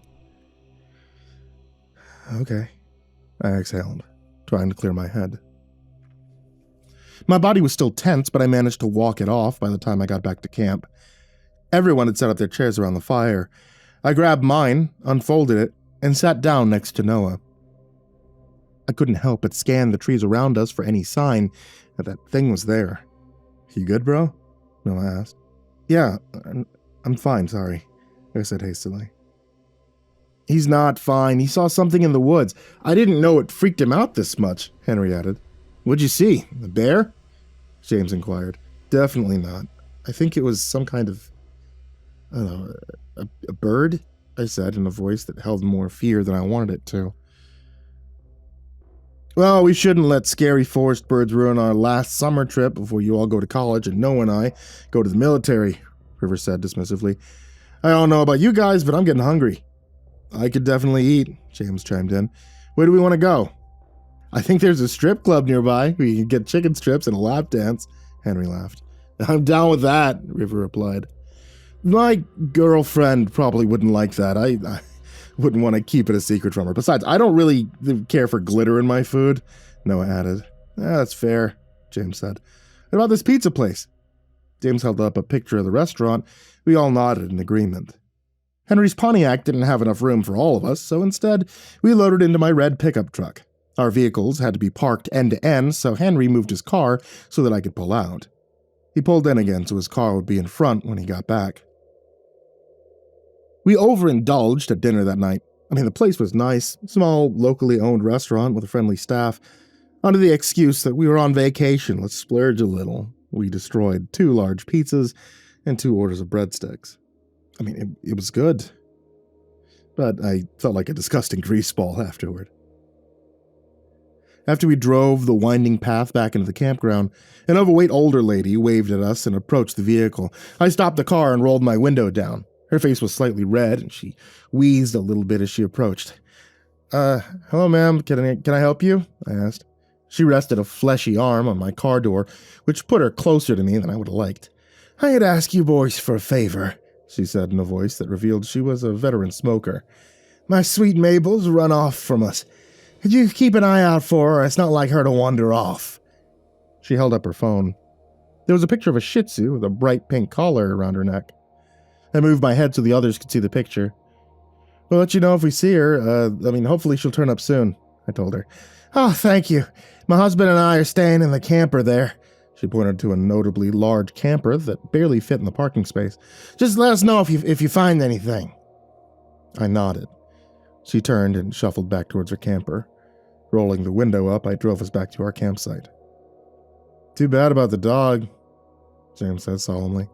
Yeah, shitty place to lose a pet. Could be anywhere out there. River gestured to the forest around them. I pulled into our parking spot and turned off the truck. The air conditioning left the vehicle quickly as the summer heat started to replace it. We looked at the campsite that we left. Shit, we said in unison. In front of us, on the picnic table, were 3 squirrels. They'd torn open the marshmallow bag we brought to make s'mores, and the white puffs were strewn across the ground, each with little teeth marks in them. We got out and the squirrels quickly scattered, though one decided to carry off one more marshmallow to go. Noah and I walked over and picked up the torn open bag. There was still about half a bag left. We still eat these, or you're gonna get rabies? He asked. I don't think that's how rabies works, River said, taking the bag from him. He picked out the ones with bite marks and tossed them on the ground. There, now it should be fine. Noah looked at the bag as River held it out in front of him. Yeah, I'm not gonna take any chances. Noah held a hand up dismissively. Pussy, River taunted, as he popped a marshmallow into his mouth. Noah frowned, but he said nothing. Why don't we chill around the fire a little bit, I said, change the subject. We all agreed. We gathered around the campfire. I took a seat facing the woods. The sun was setting and the darkness was beginning to envelop the trees. The unsettling thought that anything could be out there looking back at me seeped into my mind. I shivered and shook it from my head. It wasn't productive to worry about what I can't see or control. Focus on what you can control, my parents would tell me when I was starting to worry. I needed to remember that. We talked for a while around the camp, circling around topics of women, our futures, past memories. And it hit us that this would be one of the last times we'd be together. We'd known each other since kindergarten and watching each other grow up. I felt a twist of cold sadness coil in my stomach. I don't think I'm ready to leave you guys, I said in a squeakier voice than I wanted. We could still stay in contact with each other. It won't be the same, but we could still talk, said Henry. James nodded. You guys can reach out anytime. Try to check in weekly with all of you. Me too, Noah added. I'm not sure how much I'll be able to talk after I get with the army, but I'll try to reach out when I can. River popped a zin as he said that. I've been really fortunate to have all of you in my life. A tear fell from my eye, but I quickly wiped it away before anyone noticed. I'm gonna miss you guys so fucking much. And we had a really good run, though, James exclaimed, adopting a more positive tone. Sure did, River smiled. Yeah, we get to make something of ourselves now, be real men, Henry cheered. That's right, Noah agreed. He stood up and grabbed 5 Mountain Dews from the cooler and passed one to each of us. Cheers to the future, he yelled. Cheers, we shouted in unison. My God, it was corny, but it lifted our spirits and the cold twist in my stomach lightened. It was now around 9:30 p.m. I excused myself from the restroom. I figured it was good to find the bathroom now, so I wouldn't be searching for it in the middle of the night. In the distance, I heard the old woman who approached us earlier still shouting in the dark for Mabel to come back. Her voice was hoarse and weak, and even for a smoker. It was apparent the poor woman hadn't stopped looking for the dog since the interaction I had with her. I walked the dirt trail to the restroom. It was a little off the path, but not by much. I could still see tents and campers through the trees. I walked into the men's room, and it was surprisingly clean. There were 2 urinals, 3 stalls. I found the stall furthest from the door and did my business. As I was about to open the stall door, I heard a bang on the door to the restroom entrance, one that made me pause for a moment. I listened. Silence. I finally exited the stall to see what made the noise. Approaching the entrance door, I put my hand on the handle when another hard bang rattled at it. I felt the vibration of the strike travel from the door and up my arm. I let go of the handle and backed away. Whoever was on the other side was strong. I mean, really strong. Another bang struck the door, and then another. And how did they not know how to use a door, I thought? Were they drunk? The bangs only intensified. It was like a heavyweight boxer was trying to punch the door down. The noise fell into a rhythm. There was a clear and brief wind-up between each strike. What do you want? I finally gathered the courage to ask.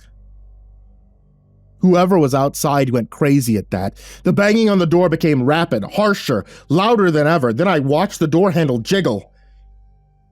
It turned down slightly, then straightened up before being violently shaken. At that, I rushed back to the stall and locked myself in. For the first time, I thought it possible the thing outside was not a who, but rather a what? The handle jostled a couple more times before I heard the door open slightly. and then close again. Another bang struck the door before the handle jostled again. It wasn't long before I heard the door open again, and this time it didn't close. I pulled my legs up off the floor and held my breath. I heard every beat of my heart in my ears. The door was pushed roughly against the wall with a loud clang. Instead of swinging back and latching, it thunked against something that prevented it from shutting. I heard dainty tapping footsteps on the concrete just outside the door. With a slow creak, the door was pushed open more, and the creature I saw back in the woods came back into my mind. Whatever was entering the restroom at the moment did not seem remotely human, but also behaved like no animal I've ever heard of. I then thought about that missing dog and the possibility that she didn't run off. These thoughts swirled in my mind and caused my heart to pound harder against my ribcage. I heard a clacking sound like two pieces of wood being tapped lightly together. What was this thing? What was it doing? I didn't know and I didn't care, and I just didn't want it to find me. There was silence for about a half a minute, and then the sound of something slowly sliding against the open door reached my ears. Then the door clicked shut again. It was maybe 15 minutes of silence before I gathered the courage to unlock the stall and walk out. There was another 5 minutes before I opened the door to the outside. I imagined some giant monster waiting outside to grab me the moment I walked out, but that's not what happened. I opened the door and immediately saw the peppering of dents covering it. It looked like someone had taken a hammer to it in a fit of rage. I looked over at the entrance to the woman's restroom. It was entirely untouched. The possibility that the thing had stalked me on my walk to the bathroom hit me. It was the reason why the girl's was untouched. It had tried to follow me when I entered the bathroom. It was hunting. I wondered how close it got to me, and I didn't even know. I looked around. There was no sign of whatever just attacked the door. I inhaled and then immediately bolted back towards our camp. My legs felt like rubber, and my pace felt like the slowest I've ever run. On my way back, I heard someone calling out the name Michael. Has another dog gone missing? I couldn't worry about it. I needed to get my friends and myself out of here as soon as possible. As I ran back to camp, I realized the silver Pontiac was gone. I'd left the keys in the trunk, so they must have moved it out of the way so they could get out. I prayed that Henry and River decided to go home or were called back to their family. I ran up to the camp. James and Noah were sitting around the fire. "He's back," James said with a smirk. "He thought you'd fallen in." Noah laughed. I ignored what they were saying. "Guys, we got to leave right now," I said, as I started grabbing my stuff and putting them messily into a bag. Whoa, we have this place booked until Sunday morning. Why do you want to leave?" Noah protested. "You don't understand, okay? There's something here hunting us. I tried to attack me in the bathroom. Probably ate that lady's dog," I yelled in a panic. A worried look came over James's face. "Dude, you're scaring me. Are you okay?" "I saw you when I grabbed your stupid fire starter. Damn it, I should have trusted myself and left then," I rambled. We can't leave. Henry and River are still here," Noah pointed out. I paused. "What?" "Yeah, they went to search the trail near the visitor center. There's some kid missing. I think his name is Miguel or something," James explained. "Michael," Noah corrected. Dread reached his claws into my stomach and twisted it into a knot. "Call them." "What?" "Call them right now. Get them out of there," I screamed. "Okay, geez, okay," James said, pulling out his phone. He clicked Henry's contact and the phone rang. And rang. And rang. After each ring, I hoped to hear Henry's voice on the other end, but there was nothing. The call went to voicemail. He tried to call River. Same thing. "They must not have any service," James declared. I paused and breathed, trying not to panic more than I already was. Every part of me wanted to pack up and leave. James and Noah could stay or go if they wanted, and I'd be back home in a couple of hours, but I couldn't leave them behind. What would I tell their parents if something happened? I sighed. Okay, we We need to go get them, I said, trying to gain control of myself. James and Noah were hesitant to go and still looked worried about me. However, they still loaded into the truck and we drove the path to the visitor center. The parking lot was almost empty, all except for an empty silver Pontiac parked near the trail entrance. We got out and faced the trail. It was so dark the trail's entrance looked like some kind of abyssal void to hell. We turned on our flashlights and, in a single file, entered the trail. Noah went in first, and I was in the back. Every corner of the woods seemed to move. Branches waved in the wind, bushes shook, twigs snapped. Every noise and movement put me further on edge. There were large, uneven stones that created a rough stairway down into a steep ravine. We traversed them carefully, trying not to twist an ankle. The trail widened at the bottom.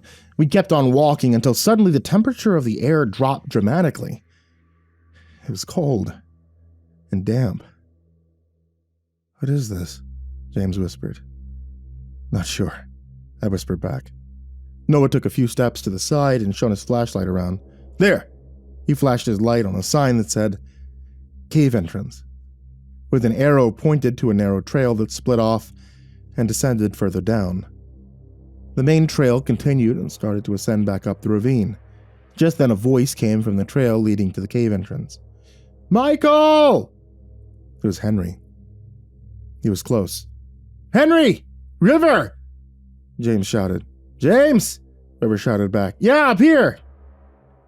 Slight relief came over me with the fact they were both alive.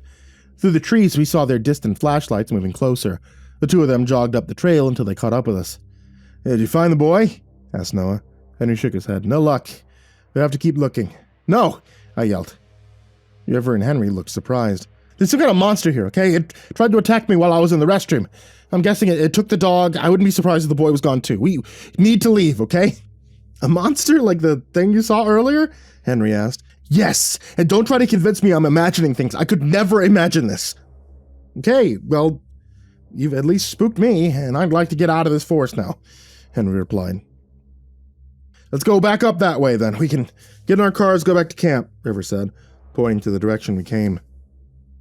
He led the way back through the path, and we filed in behind him.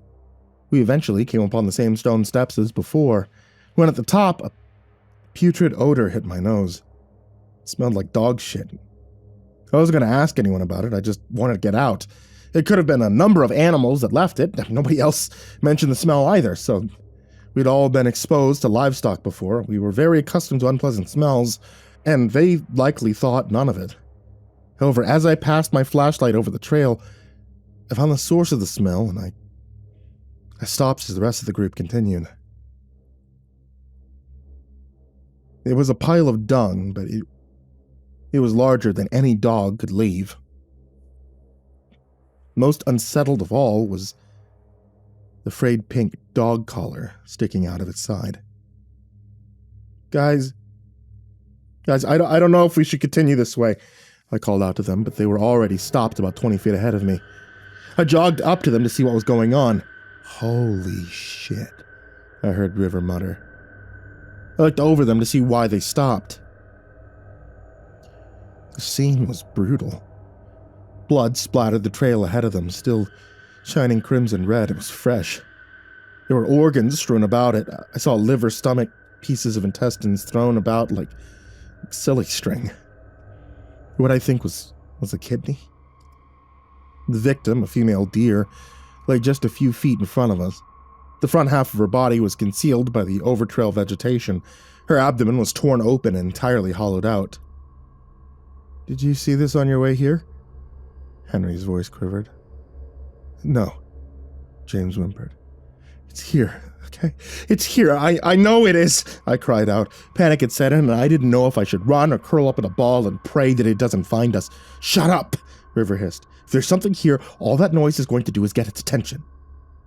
I moved my flashlight around frantically, but saw nothing in the darkness and thick vegetation. I stopped to listen. There was no sounds, no birds, no crickets chirping, nothing, and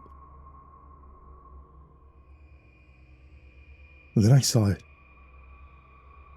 Ahead of us, up a small hill about 50 feet off the trail, it showed its head. peeking its long neck around one side of a tree. Its eyes, shining white from the flashlight, were locked on them. It bobbed its head from one side of the tree to the other. A long, pointed beak about the size of a man extended from its face. It had the same hair or stringy feathers that I'd seen before. A blocky red crest sat above the eyes. Ice blasted through my veins. It was going to kill us. I knew it. The misfortune was almost laughable. I mean, we're out in the one place and the one time that this awful unknown creature exists. Fuck! I heard James yell as he noticed the creature too. Everyone pointed our flashlights at the thing. We held our breath and didn't dare to move.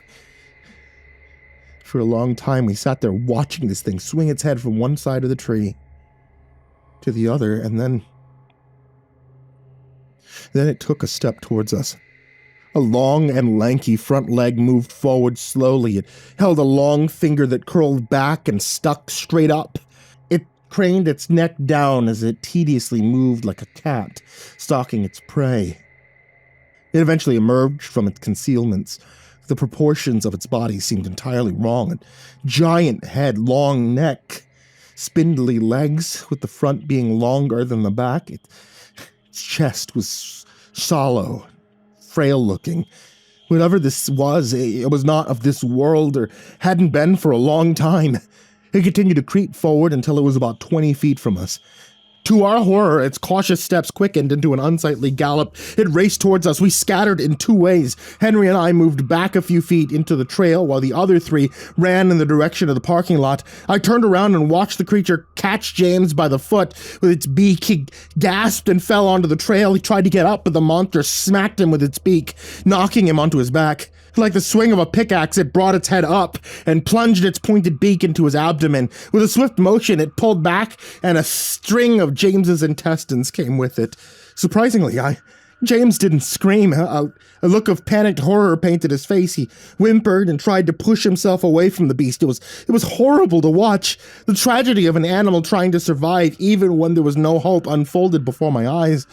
I'm sad to say it, but at that moment, all I wanted was for James to die. Die so that he wouldn't suffer anymore. The monster tore off a piece of intestines and swallowed it whole. It noticed James' slow and desperate crawl away and craned its neck down towards him. It made 2 strikes in the blink of an eye. Both hit James in the throat, just below the chin. His body fell, blood pouring from his neck and out of his mouth. His eyes glossed over, and I knew he was gone. The monster stood over my lifeless friend. Henry and I had stopped running long ago. I mean, how could we continue after what we just saw? The scene before us was entirely unreal. Suddenly a shot rang out, and that thing made the most terrible sound I'd ever heard. It started low as a deep throaty gurgle and then crescendoed rapidly into a shrill, ear-piercing screech. Another shot rang out, and the creature screamed again. It turned and galloped towards the parking lot, limping painfully as it moved. I watched River and Noah jump to the side of the trail out of the way. It didn't even look at them. Instead, it kept running down the trail. Henry and I rushed over to them, running past James's deceased body. We hurriedly pulled Noah and River to their feet. "Get to the cars!" River screamed, gun in hand. "Run!" Racing down the trail, we prayed that the beast wouldn't jump out at us from the trees. It wasn't long before we got back to where we entered the trail. We stopped, and that thing was in the parking lot. As if it couldn't get any more horrific, I watched as it took a running leap and threw itself into the air. Its forelegs opened into the largest pair of wings I'd ever witnessed. From end to end, I guess its wings were the width of a school bus. It took to the air but flew low. It tried to flap its wings, but its flaps were uneven, and the monster crashed into the ground near our cars with a pained wail. As it got up on its stick-like legs, I noticed a large bloodstain on its shoulder. It stood up, limping worse than before. It moved in anguish into the trees in front of our vehicles, and it disappeared. The 4 of us exchanged looks, and we bolted for our cars. I threw open the door to my truck. I jumped in and slammed the door shut. Noah scrambled into the passenger seat. I watched River enter the passenger side of Henry's Pontiac. Henry threw open the door to the driver's seat, but then stopped. The monster was back, standing almost over him. It plunged its beak down. The glass of the driver window shattered as the creature's head plowed through it. It recoiled and shook its head. Henry took off back towards the trail entrance. The beast gave chase, slower and with a pained limp. It was still fast enough to start closing in on Henry. I exhaled sharply. I wasn't going to let another person die tonight. I turned to Noah. Get in Henry's car. What? Are you crazy? He yelled. Now! Noah scrambled quickly to Henry's car while keeping an eye on the monster at all times. He got in and shut the door. I threw the truck in reverse, pointed the front end of the creature chasing Henry in front of the tree line. I slammed on the gas and the truck rocketed forward. I felt the front end slam down roughly as it left the pavement and fell into the grass. The monster turned its head, seeing the large vehicle barreling towards it. It left Henry and tried desperately to hobble away in the opposite direction. It wasn't fast enough. I turned the wheel sharply and caught the beast. It fell hard on the front end of the truck and fractured my front window, and then with a loud bang, my truck collided with the solid trunk of a tree. My airbag deployed, which sent me roughly back into my seat. As it deflated, I exited my truck. My chest was painfully bruised. My nose was bleeding. My head rang like a bell. I turned and I looked at the damage. The front end of my vehicle was horribly damaged. It looked like it was trying to engulf the tree. Between the tree and the truck was the creature. Horribly broken, but still lashing what little parts it could move. One wing was crushed beneath it and in the trunk. The other stuck out at an odd angle and gave jerky movement. Its neck bent over loosely and its head hit the crumpled hood of the truck. Blood pooled from its mouth. It opened and closed that terrible beak, but no sound came out. Its chest, lungs, and lower body were crumpled somewhere in the wreckage. I watched as its eyes blinked and free wing fluttered weakly. I was reminded of how James died. I found myself pitying the thing for a brief moment before I pushed the feelings away. It didn't feel right to give this thing the same emotion I'd given James. Henry, Noah, and River ran up to me, shouting things I couldn't understand. My ears were ringing too loudly to hear anything. Last thing I saw were the red and blue lights of the emergency responders before I collapsed into the darkness. I woke up in the hospital the next day. I had a concussion, had broken my nose and a few ribs. Hurt like hell for a while, but it wasn't anything too severe. Strangely enough, nobody ever questioned me or anyone about the events of that night. It wasn't until much later that I learned why. They already had their story. The news reported events that night of a wild black bear attack. For some reason, they covered it up. James's parents were told their son was mauled to death, along with a Shih Tzu and a 12-year-old boy named Michael. For now, that's a story they'll believe. Henry, River, Noah, and I didn't have it in us to tell them what happened. I mean, we'd sound crazy if we did. The cover-up didn't go unscrutinized, though. For one, black bears were rare, if unheard of, around Mammoth Cave. And two, fatal black bear attacks were almost just as unheard of. People wasted no time spinning theories about what happened that night, from Bigfoot, serial killers, wild cave people. They landed on everything but the truth. I mean, I did some research on my own. After Google searches, I learned that thing that we encountered that night was called a Quetzalcoatlus. Some flying reptile that went extinct with the dinosaurs about, 66 million years ago. I guess that needs to be updated to June 16th, 2023. I find myself pitying the monster again from time to time. I mean, I guess I should stop calling it a monster. It was a predator, an animal. One's trying to find its place in a world that had long forgotten it. And it died because it had to. The earth demanded it. The environment wasn't made for it anymore. If it wasn't for the front end of my truck that got it, it would have been the bitter winter of the Midwest, disease, starvation.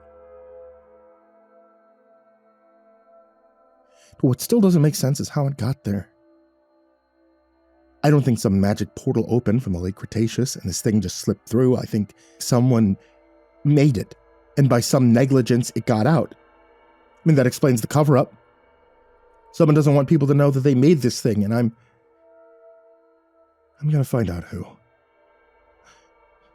I'm gonna find out who, no matter how deep I have to dig.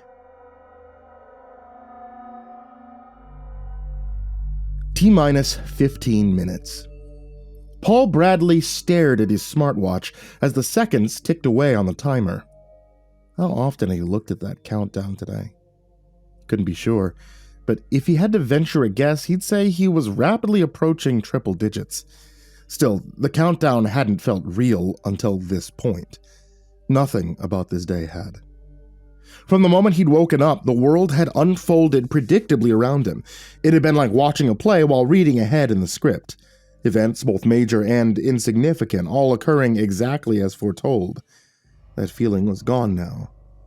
He'd only been given so much information, and now that he was entering the final act, he realized the script's last page was missing. The timer on his watch was no longer a guide telling him when and where to be. Now it represented uncertainty. And with that came the possibility of horror, suffering, even doom. He stuffed his hand in his pocket and promised himself that he wouldn't look at it again. He couldn't be worrying about a countdown just before the grand finale, not while there was still one last thing for him to do. He didn't know what it was yet. He just knew he couldn't afford to be late. There wasn't any time for that. Floor 3, he reminded himself as he stepped onto the elevator. He'd been repeating the instructions so much they were practically etched into his mind at this point. He pushed the button. Turn left when the doors open, hang a right at the second hallway, count 15 paces, and then wait. Smooth jazz played over the elevator speakers. Easy listening music. Probably chosen by the hospital coordinator to ease the worried minds of the people who came there to visit their loved ones. But Paul knew there wasn't a melody in the world that would quiet the fear that was currently rushing through him. He removed the hat from his head and used his sleeve to dab away the sweat from his brow. As he was doing this, he caught a glimpse of the timer on his watch again, and cursed himself for it. 14 minutes left. He was dressed like a custodian, wearing a uniform he'd swiped earlier that night and pushing a trash bin with a squeaky wheel. In his hand was a cup of coffee. He would have preferred tea, but the instructions he'd been given had been specific. So he drained the last of the drink down his gullet and tossed the empty cup in the bin just as the elevator doors opened. The hospital was a ghost town that evening. It seemed as if most of the nurses and doctors had gone home already. Many of the patients that were being treated there were on their own, and he felt a horrible gnawing in his gut at that fact. He wasn't even sure why he needed the disguise in the first place. There was no reason why he should have been so paranoid about being caught. But deep down, he couldn't shake the feeling that everything was about to unravel. Perhaps it was the trash bin he was pushing. Its squeaky wheel, the only sound filling the empty hallway. It tattled on him, crying out to anyone in earshot that he was a fraud.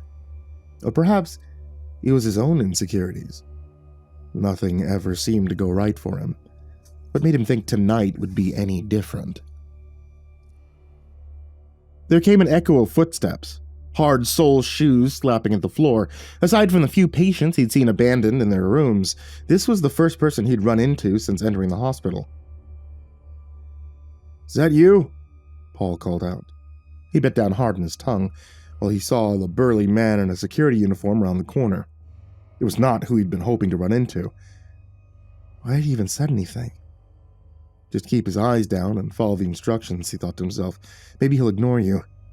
He wished that he could turn himself invisible, but the security guard had a bead on him. He felt his stomach drop as the approaching man eyed Paul. He'd screwed everything up. In his mind, he could picture the timer ticking away. The man was enormous. Stopping Paul from completing his mission would be a cinch for him. "You say something?" he said. Paul racked his mind, trying to come up with an out. I thought you were the other custodian on duty," he said. "Sorry." The security guard scanned him up and down, and Paul was certain that he could see straight through his ruse. "I haven't seen you here before," he said. Paul was sweating through his undershirt. This was where he'd be caught. This was where everything would fall apart. No matter what it was he tried to accomplish in life, someone always seemed to get in the way. He took a deep breath and collected himself, knowing that whatever he said next would have huge ramifications. The clock ticked on. I don't usually work the late shift. I'm covering because, well, you know. Had his excuse worked? He wasn't sure. Before he could follow up, the man put his hand on Paul's shoulder. The security guard had a grip like a vice. Paul wondered if he could rip a tire in half. Any second now, he was sure the man would force him to the ground and detain him. Game over. Everything he'd worked for would be undone, but just when he thought the jig was up, the security guard flashed him a friendly smile, and Paul felt himself relax. I get it, he said. Thanks for coming in. Glad to see some people haven't given up hope. The guard released Paul's shoulder and started back down the hall. Relief washed over him, but this feeling only lasted a moment. It was still the matter of his mission. He couldn't help himself. He had to check his watch. 12 minutes left. He lost a lot of time. His gait quickened and he hustled around the corner. 15 paces the minute. 15 paces the minute, he repeated. He counted out his steps here, attempting to take normal strides so he wouldn't overshoot his mark. This wing of the hospital was empty. There wasn't even a nurse behind the desk. He passed by 2 rooms with open doors and saw patients alone in the darkness. He hoped someone would be back to check on them. Nobody deserved to suffer by themselves. It was a sin they were on their own. Anger began to swirl deep in his core, but he pushed it away. There were more important things to worry about. None of his frustration, justified or not, would matter if he didn't finish what he'd come here for. Once he reached his 15th step, he stopped and glanced around. There was no one nearby. "Hello?" he whispered. He waited, then, without thinking, raised his wrist to his face and glanced at his watch. 11 minutes. "In here," came the voice. It had emerged through the cracked door of a hospital room directly behind Paul. "Leave the trash can. Come inside. Close the door behind you." He shot a look over his shoulder to make sure nobody else had heard. Then he followed the voice's direction. It was dark inside. He could barely see after closing the door, so he reached for the light switch on the wall. "No!" hissed the voice. "Keep the lights off."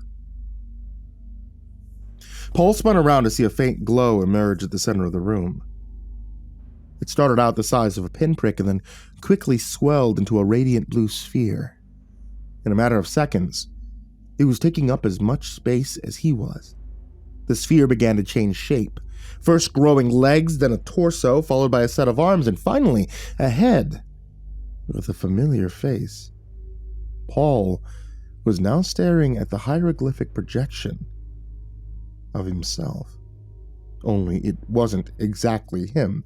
This version of Paul was a couple decades older. His features were hardened and weathered. A scar ran across his nose, another one down his cheek.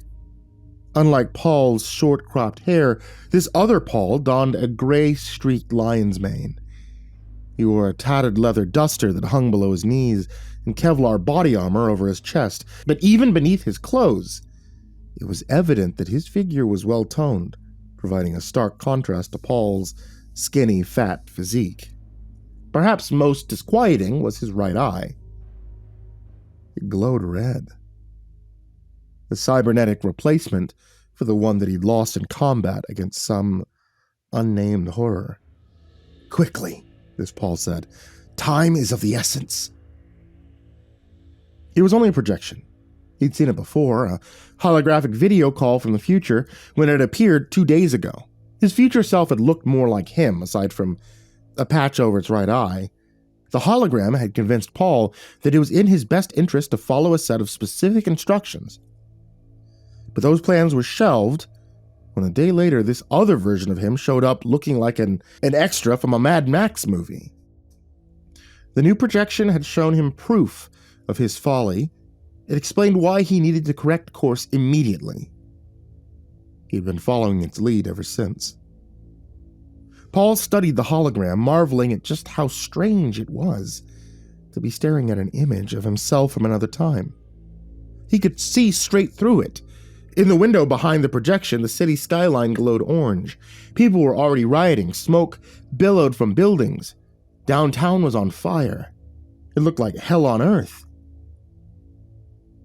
Was he too late? No. He snapped his attention back to the hologram. Everything's happening exactly like you said it would, said Paul. I caught a news report on the way over here. The billionaires are already taking to their bunkers. Yeah, of course. It's just as I remembered, the holographic projection of future Paul replied. It gave him a concerned, tight-lipped smile. But you have to see everything for yourself, if you're going to truly believe me. You said the missiles won't launch until 9 a.m. tomorrow, said Paul. Correct, said future Paul. But in order to stop that, we must set forth the machinations now that will prevent the nuclear holocaust from taking place. My time projector is low on fuel, so this is our only chance. We have one shot. If we fail, billions will die. We have... He glanced at the clock on the wall. 10 minutes. Paul felt a chill at that. 10 minutes to prevent the end of the world. Why did it need to fall on his shoulders? All his life he'd been a failure, and now, when it mattered most, he was expected to step up. How was that fair? I don't know if I can do it, said Paul. You must, snapped future Paul. Only you have the power to correct my mistake. Our mistake, but we must act first. My time projector's running out of fuel. I won't be able to guide you anymore when that happens. Paul heard the beeps and whirs of hospital equipment and realized they weren't alone in the room. To his right, behind a privacy curtain, there was somebody lying in a bed. Slowly he approached the curtain and drew it back to find a very sick child. The boy's body was rail thin, his skin sallow, his eyes sunken deep in the sockets of his face. Most of his muscle had wasted away. To Paul, the child looked more like a skeleton wearing a skin suit than a little boy. His name is Timothy Osborne, said future Paul. He's 10 years old. Stage 5 cancer. You being in this room with him at the very moment is vital to humanity's survival. I'd say his presence here today is just as important as yours. That's why I brought you here. Paul's heart skipped a beat at those words. He hadn't expected someone else would be involved in this, let alone a child. Is he dying? Responded the hologram. Yeah. He won't last much longer. The cancer's already eaten away at most of his organs. He's not long for this world. Hopefully, this knowledge will make it easier for you to do what must be done. It's the only way to stop all this. The wheels started turning in Paul's head as he mulled over his future self's words. Set forth the machinations that will prevent a nuclear holocaust. The conclusion he drew made his stomach turn. I see, he uttered. You want me to kill him? Future Paul nearly choked. God, no! He shouted. On his face was a look of horror, and Paul felt a little embarrassed that he had even considered such an idea. Lord, nothing like that. I don't want you to kill him. Paul let out a sigh of relief. Oh, good. I want you to poop on him.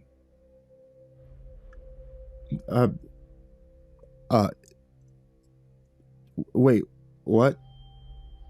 Paul looked back to the face of his future self, hoping to see a twinkle in his one organic eye, the crack of a smile, anything to suggest he was joking. But the older, more grizzled version of himself only gazed back, his face more serious than ever.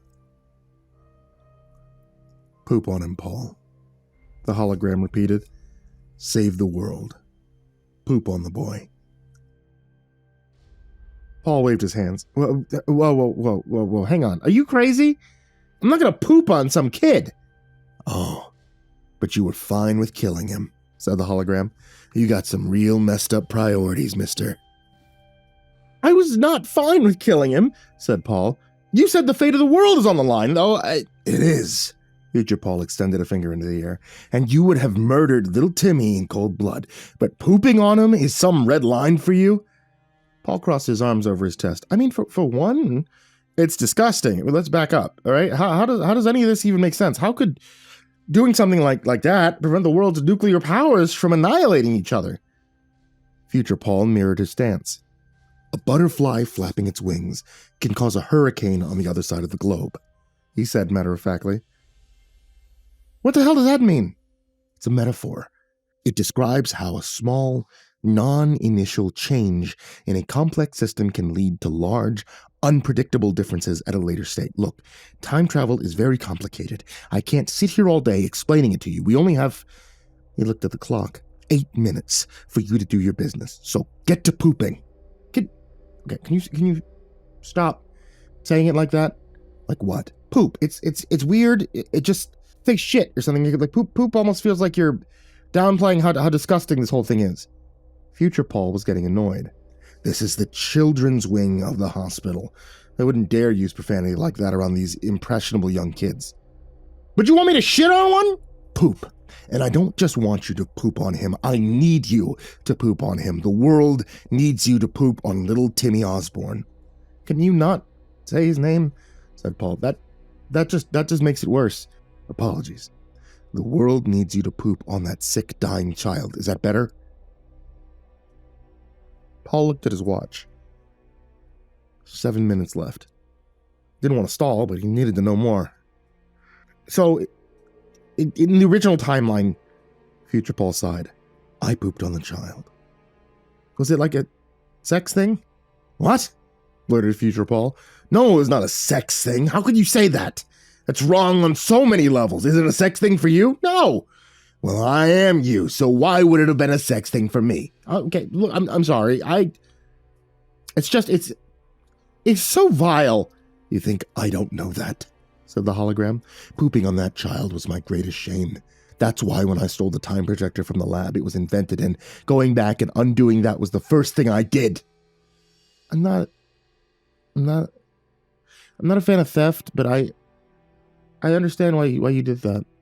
But it was my mistake, Paul, said the hologram. The first time I visited you with the time projector, I thought I was fixing things for the better. Little did I know that me pooping on Timmy Osborne was the one thing preventing the world from nuclear annihilation. It was the butterfly flapping its wings, and now that hurricane is barreling straight for you.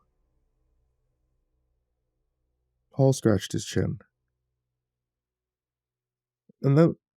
And that's why you came back to me yesterday. Precisely. Now, if you followed my instructions, you should have eaten that double daddy beefy patty around 8 o'clock. I did. And the coffee. You had that on your way over here. Yeah? Excellent.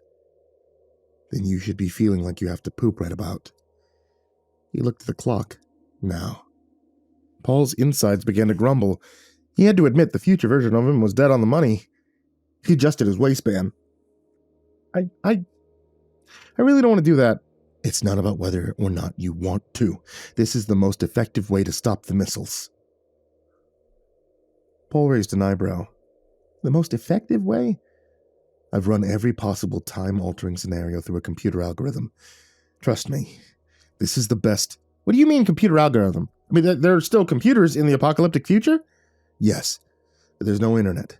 The satellites all went offline years ago. They're mostly used for running time travel algorithms and playing solitaire. Okay, what were some of the other outcomes? We don't have time for this. We only have 6 minutes. Try me. All right. According to the program, you had an 89% chance to stop the missiles if you assassinated the Prime Minister of Israel. Well, I don't think you can make that happen. All commercial flights are down, and 72% chance if you assassinate the President of the United States. I didn't vote for the guy, but I don't think I could get close enough to him. And a 54% chance if you had a side of sausage instead of bacon with your toast this morning. What the hell? Wait, why didn't you tell me about that one? A 54% probability. Do you really think I'd leave the fate of the world up to what is essentially a coin flip? It's a bit better than a coin flip. Well, it's not good enough. If you poop on little Timmy Osborne, then according to the computer algorithm, it will have a 100% success rate of stopping this. You haven't seen what I've seen, Paul. If those missiles get launched, There will be horrors, the likes of which you can't comprehend. Well, it's not like the world will be gone. I mean, after all, you're still alive. There's still computers. The world as you know it will be very much gone. In its place will be an irradiated wasteland. All that will survive will be violence, misery, famine, disease, and solitaire. Any humans lucky enough to not be killed will be looking over their shoulders their whole lives as they run from hordes of mutant cannibals. Is that what you want? Of course not, he sighed. He was running out of time. If he didn't do something soon, he was sure the world that his future self was trying to prevent would come to fruition, but the only option for stopping it felt so wrong. He looked back to the hologram. Why'd you do it in the original timeline? What made you poop on that kid? The reason doesn't matter, said the hologram. What matters is that you do it. We have 4 minutes. Paul shook his head. I'm not going to consider it unless you tell me why you pooped on that kid. I mean, never my life if I thought I could be capable of something so terrible, and yet... You better get talking, because I can feel a turtle head beginning to pop out.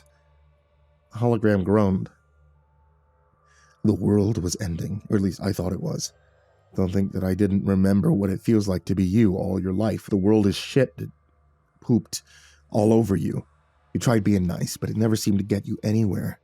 You had one girlfriend who treated you like a queen, and when she cheated on you with your best friend, she told you that you'd been suffocating her with your love bombing. I thought that the good morning text messages I used to send her were cute. And remember when you were up for the promotion at work? And Brick Hardgrave?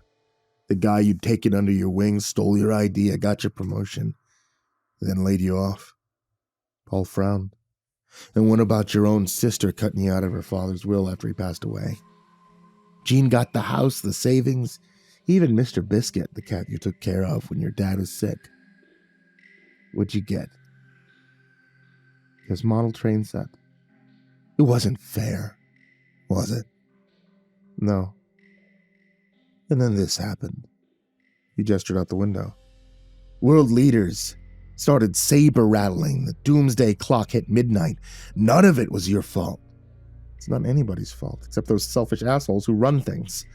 Do you think it's just them who were driven by selfishness? If that were the case, they'd never be in power to begin with.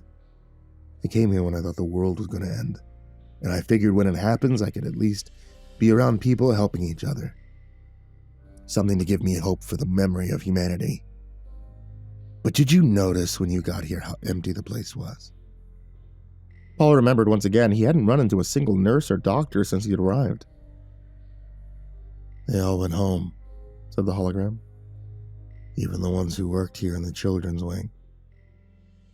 They left these kids without anyone to provide them medicine or pain relievers. Even most of the parents have scurried off to hide to be with their family members who aren't so much of a burden. The world is full of poopers, Paul. Everyone just pooping all over each other for their own selfish gains.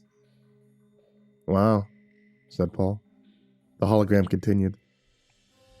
And now, I decided I wanted to be a pooper for a change. I wanted to see what was so great about pooping on someone. The way the world had pooped all over me. How those doctors and nurses and parents pooped all over these sick kids and left them to die alone in the dark. I didn't target little Timmy here. Hell, I didn't even know who he was. He's just a sick kid. An easy mark. Someone I decided to use so I could feel powerful just one time before I died. I don't know what to say. You don't have to say anything, Paul. This is our cross to bear. All you have to do is poop on that sick kid's face. His face? Yeah, I forgot to mention that part. According to the computer algorithm, it's integral. Don't ask why. We only have 2 more minutes. There was a buzz. What's that? Asked Paul. Oh no, my time projector's out of fuel. The hologram's picture flickered and faded, but there's still time. I just won't be able to guide you. The hologram began to lose shape, and quicker than Paul could bat an eye, it shrank back down into a pinprick and disappeared into nothingness. The last thing he heard was his future self's voice echoing from the ether. Save the world! Poop on the boy! Paul stood there, gawking into the darkness. He was alone again. Well, not quite alone. There was Timmy Osborne, too. Did he really go through with it? He considered what his future self had told him. In another timeline, he'd done the deed willingly. It was an idea so horrible that Paul struggled to comprehend it. But what the hologram said to him had resonated, in a way. All his life, he'd felt weak, powerless, chewed up and spit out by everyone he'd ever crossed paths with. He tried to stay positive, but he had to admit, it wasn't always easy. Everyone had a toxic streak in them. Maybe he could see a situation where doing such a heinous thing might have occurred to him. A fleeting moment of power. Perhaps he wasn't as above the idea as he thought. But even now, just contemplating it sickened him. He gazed out at the window again. The city was still burning.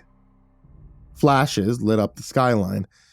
It was bad out there. People would die, and even more would suffer if he didn't do anything about it.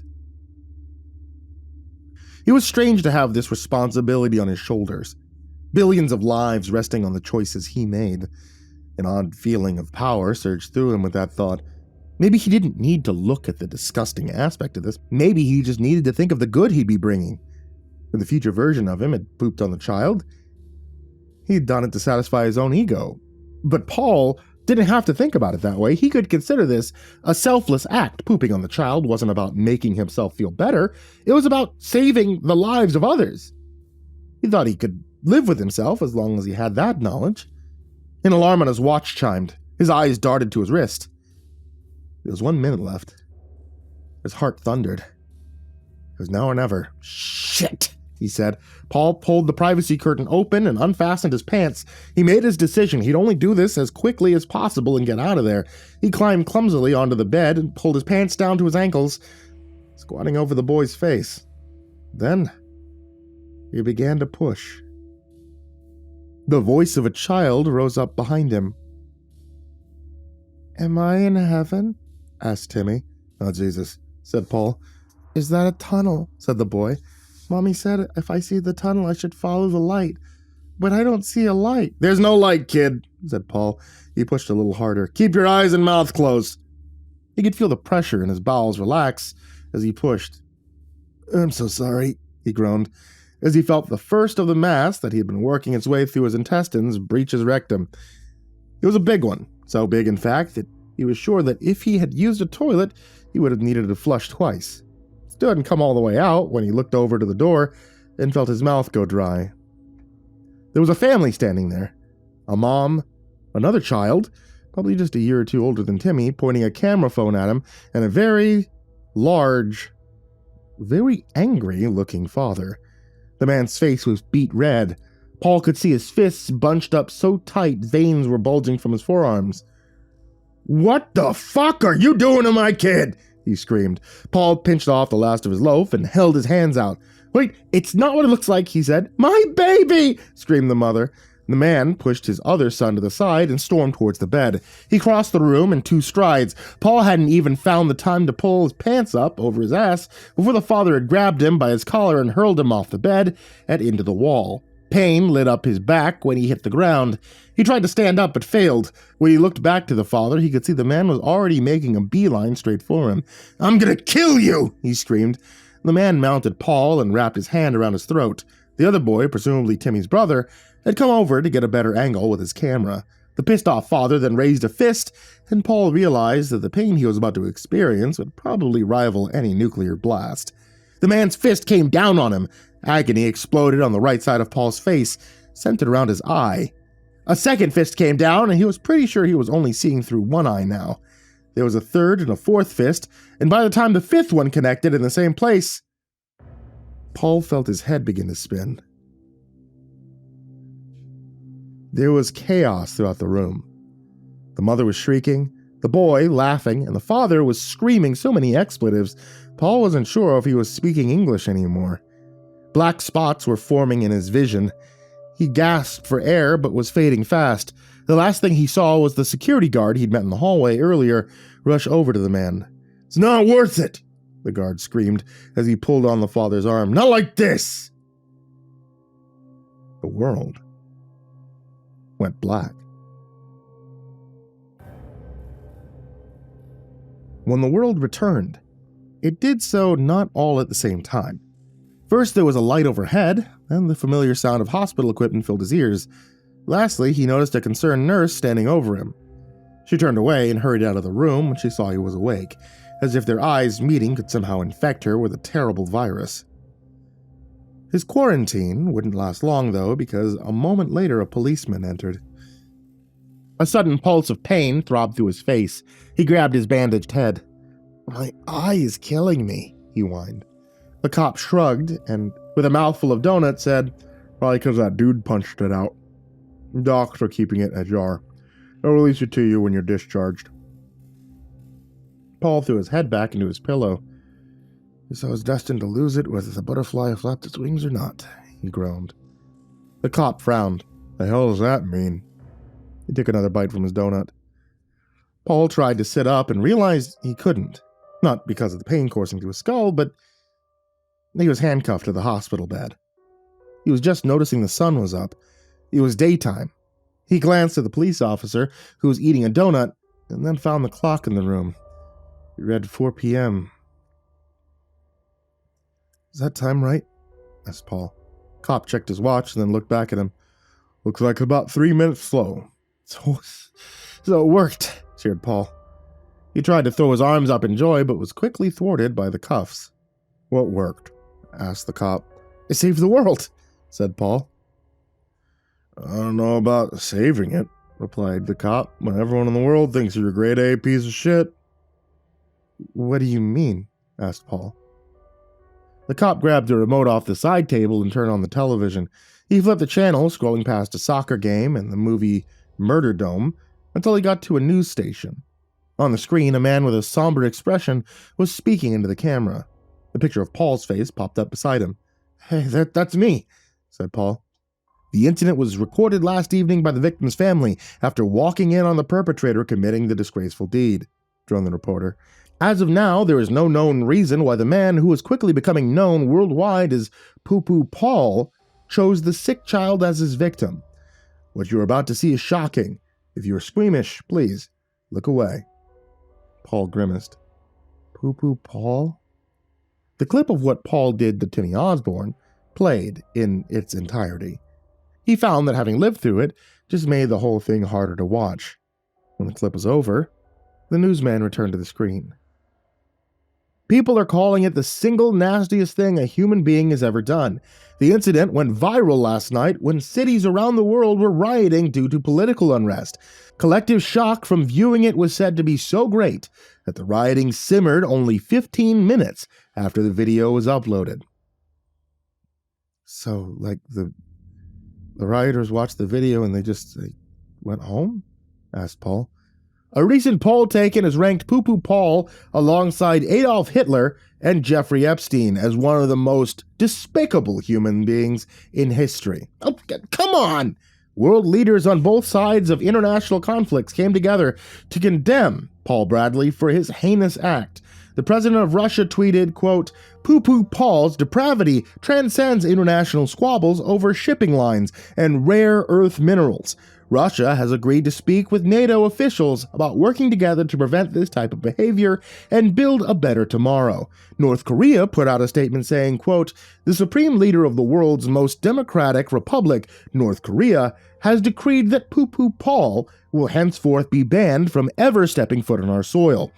Failure to do so will result in a public execution by way of the supreme leader's eyeball lasers." "It's not like I ever planned on going there," grumbled Paul. The newsman continued. "The President of the United States is currently golfing and could not be reached at this time, but sources say he'll be recommending the DOJ seek the maximum penalty for the man." "Oh, that doesn't sound good, does it?" asked Paul. The cop swallowed down the last of his donut and laughed. "Come on, let's get out of here," he said. "You gotta get you booked. You have the right to remain silent." As he read Paul his rights, the man on the TV continued to speak.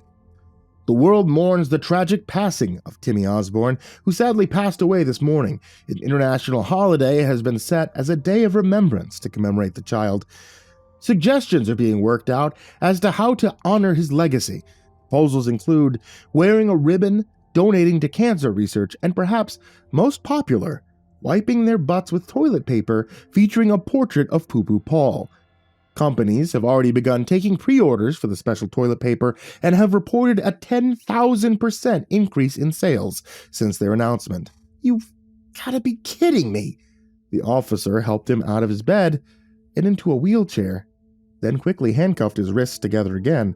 As he pushed him from the room, Paul could still hear the reporter on the television. In other news, is time travel around the corner? Researchers at a local university say soon. We might have the ability to communicate with the past. Here's what they had to say about a device they're working on.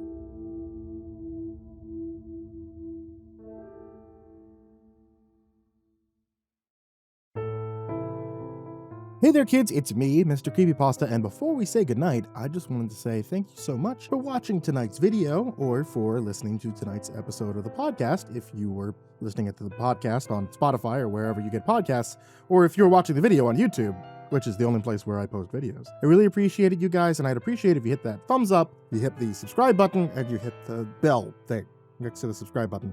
As always, I want to give a very big thank you to everybody who supports me on Patreon, patreon.com/MrCreepyPasta. That is the main place you guys are able to support me if you guys want to be able to support me, which you absolutely don't have to do, but hey, thank you. And especially if you guys like, you can become one of these wonderful people whose names I mispronounce. People such as Diana Kraus, AcidSystem, Benjamin 2003, Blake Rattler, Bottle Coolant, Brandon Mendoza, Caltuna, CoryxKenshin, Dakota Best, Daniel Poulsen, Dante Kinkade, Enchanted Buns, Eric Anthony Caruso, Estebean, 15 Squirrels in a Trench Coat, Galaxy Gremlin, Hayes Nephew, Himbo Jerry, Our Minute Second Time, Jay Kearns, Jed is Pet, Lou Cypher, Nick MC, Plant Piss, Red Shadowcat, Remember the Sun, Salty Surprise, Samara Lynn, Scary Stories Fuel Me 32, Seclude, Simba's Bloody Mojo, Sky Harbor, Smiley the Psychotic, Sully Man, Holly Sue, Team Leo 76, The Chavez Brothers, The Ginger Bros, Tommy Walters, Viceroy Scorn, William Wellington, X Reaper 69, XX Lucky Cat XX, Zabold, Shadow Gardens, and Peaceful Buddha. Thank you all so much for being here. And as always, sweet dreams.